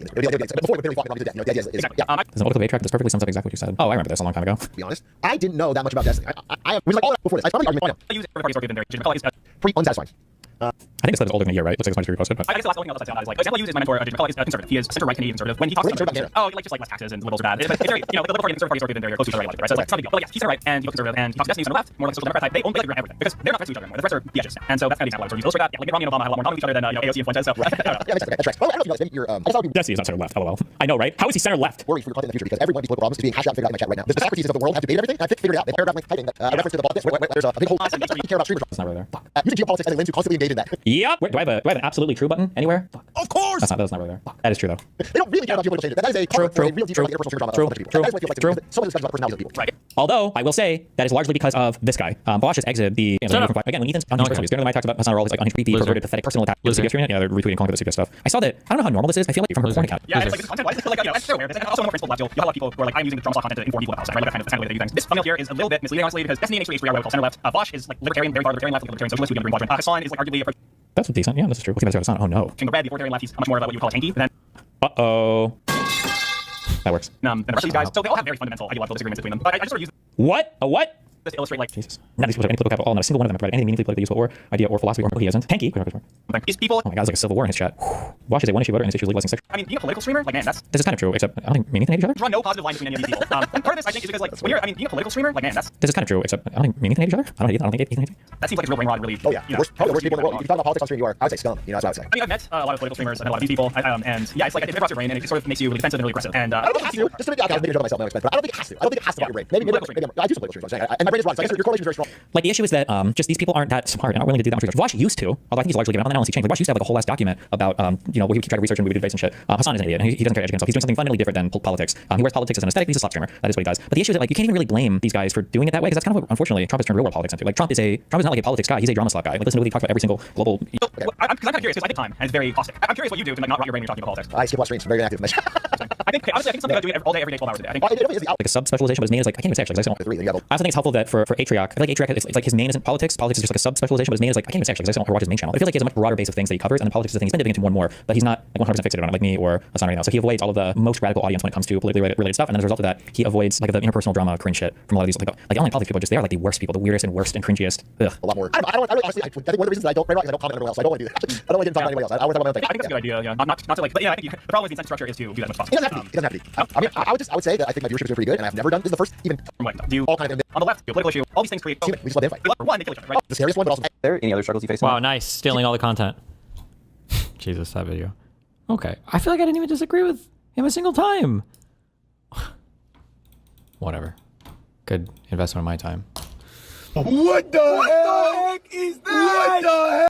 Oh, hey. Well, I don't know. I can watch this on stream. What is this?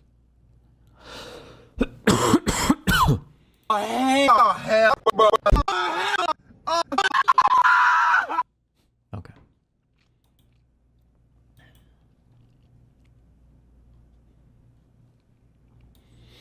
Every single county in Virginia shifted blueward tonight. I feel like we just always do good on special elections.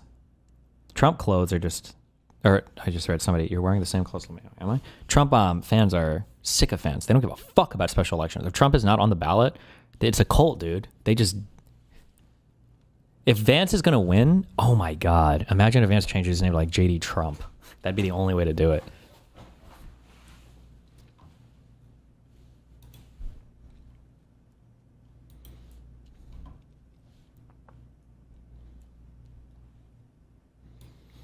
U.S. airspace may be closed if government shutdown continues. What does that mean? May be closed if it continues. Wait, Transportation Secretary Sean Duffy warned that U.S. airspace could close in affected areas if the shutdown persists, compromises safety, air traffic controller shortages. Oh. Delays are already widespread due to staff callouts, but full closure remains a last resort contingency, not current policy. Flying still operational, though expect more disruptions as the shutdown ties records at 35 days. Damn. Uh-oh. Grog, is this accurate, LaMail? Dipshit.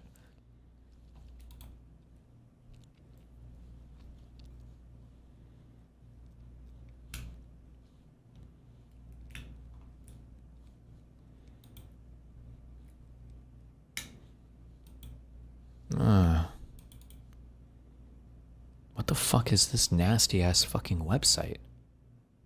What the fuck am I looking at right now?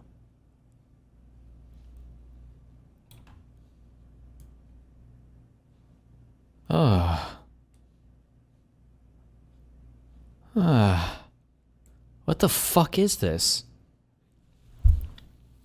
Oh, I shouldn't call them special elections. These might not be special elections, sorry. They're just off-season, particular elections or whatever.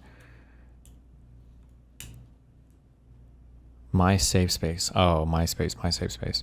Hey, we're Democrats in the House and Senate. We love DEI, transgender for everyone, and handing out taxpayer benefits to illegal immigrants. We couldn't care less if our men and women in uniform get paid or if our neighborhoods are safe. We just love playing politics with people's livelihoods.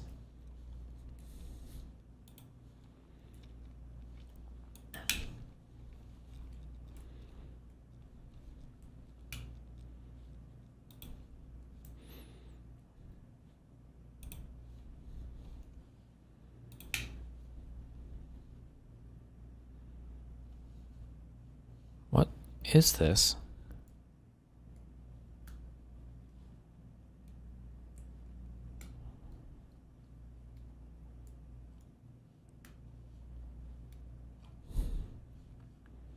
What?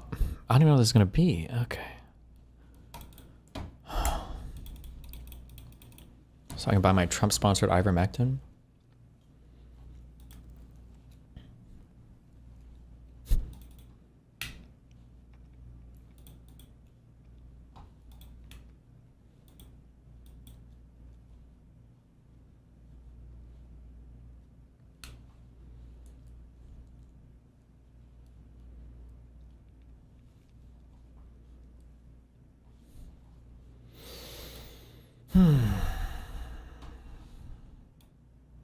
Okay.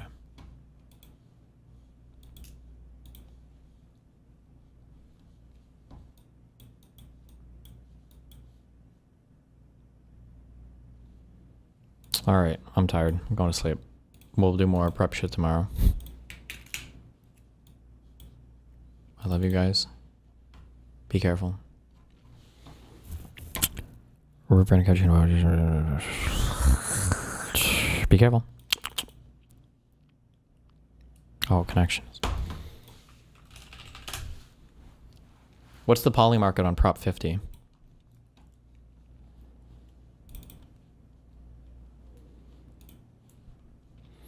Dock, air, pilot, leaf, sheet, mid, electric, slide, zip, drive, direct, film, TIFF. What's a TIFF? Coat, rhythm, guide. Are these like file types? MIDI? Is this Microsoft Word or something? Or Works? Or I don't. Zip and TIFF? Okay.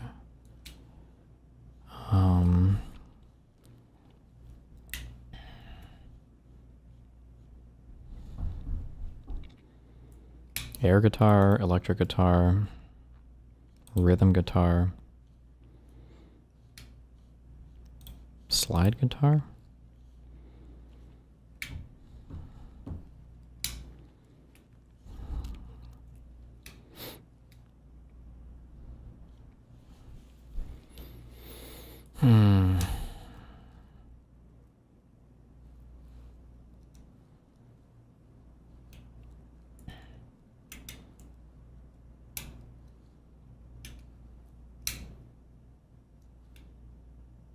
TV guide, TV film, TV direct, a TV pilot.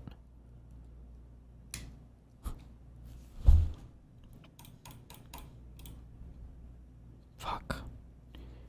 Pilot episode, episode guide, episode pilot, episode direct, direct episode, direct. You can coat something, a sheet, drive, leaf.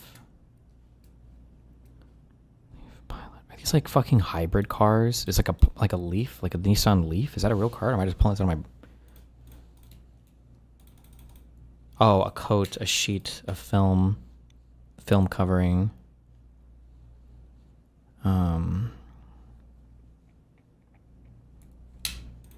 Fuck, what did I do before? Hold on, I should have it. Is this what I guessed before? TV, this. And it's coat, sheet, film. So it's not this, so it's either this or this. Steer. Direct steer? Steer drive? Oh, to direct, to drive, to guide, to pilot? I guess. Whatever. Film, sheet, a coat, a leaf. What is a leaf? Is a leaf a type of covering? It's a thin layer? Okay, I don't know. All right, I guess.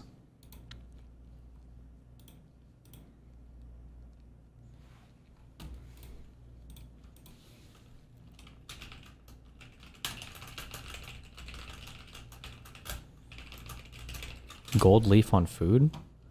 What about the gold leaf I put on your mom? Oh, got him. Okay, be careful.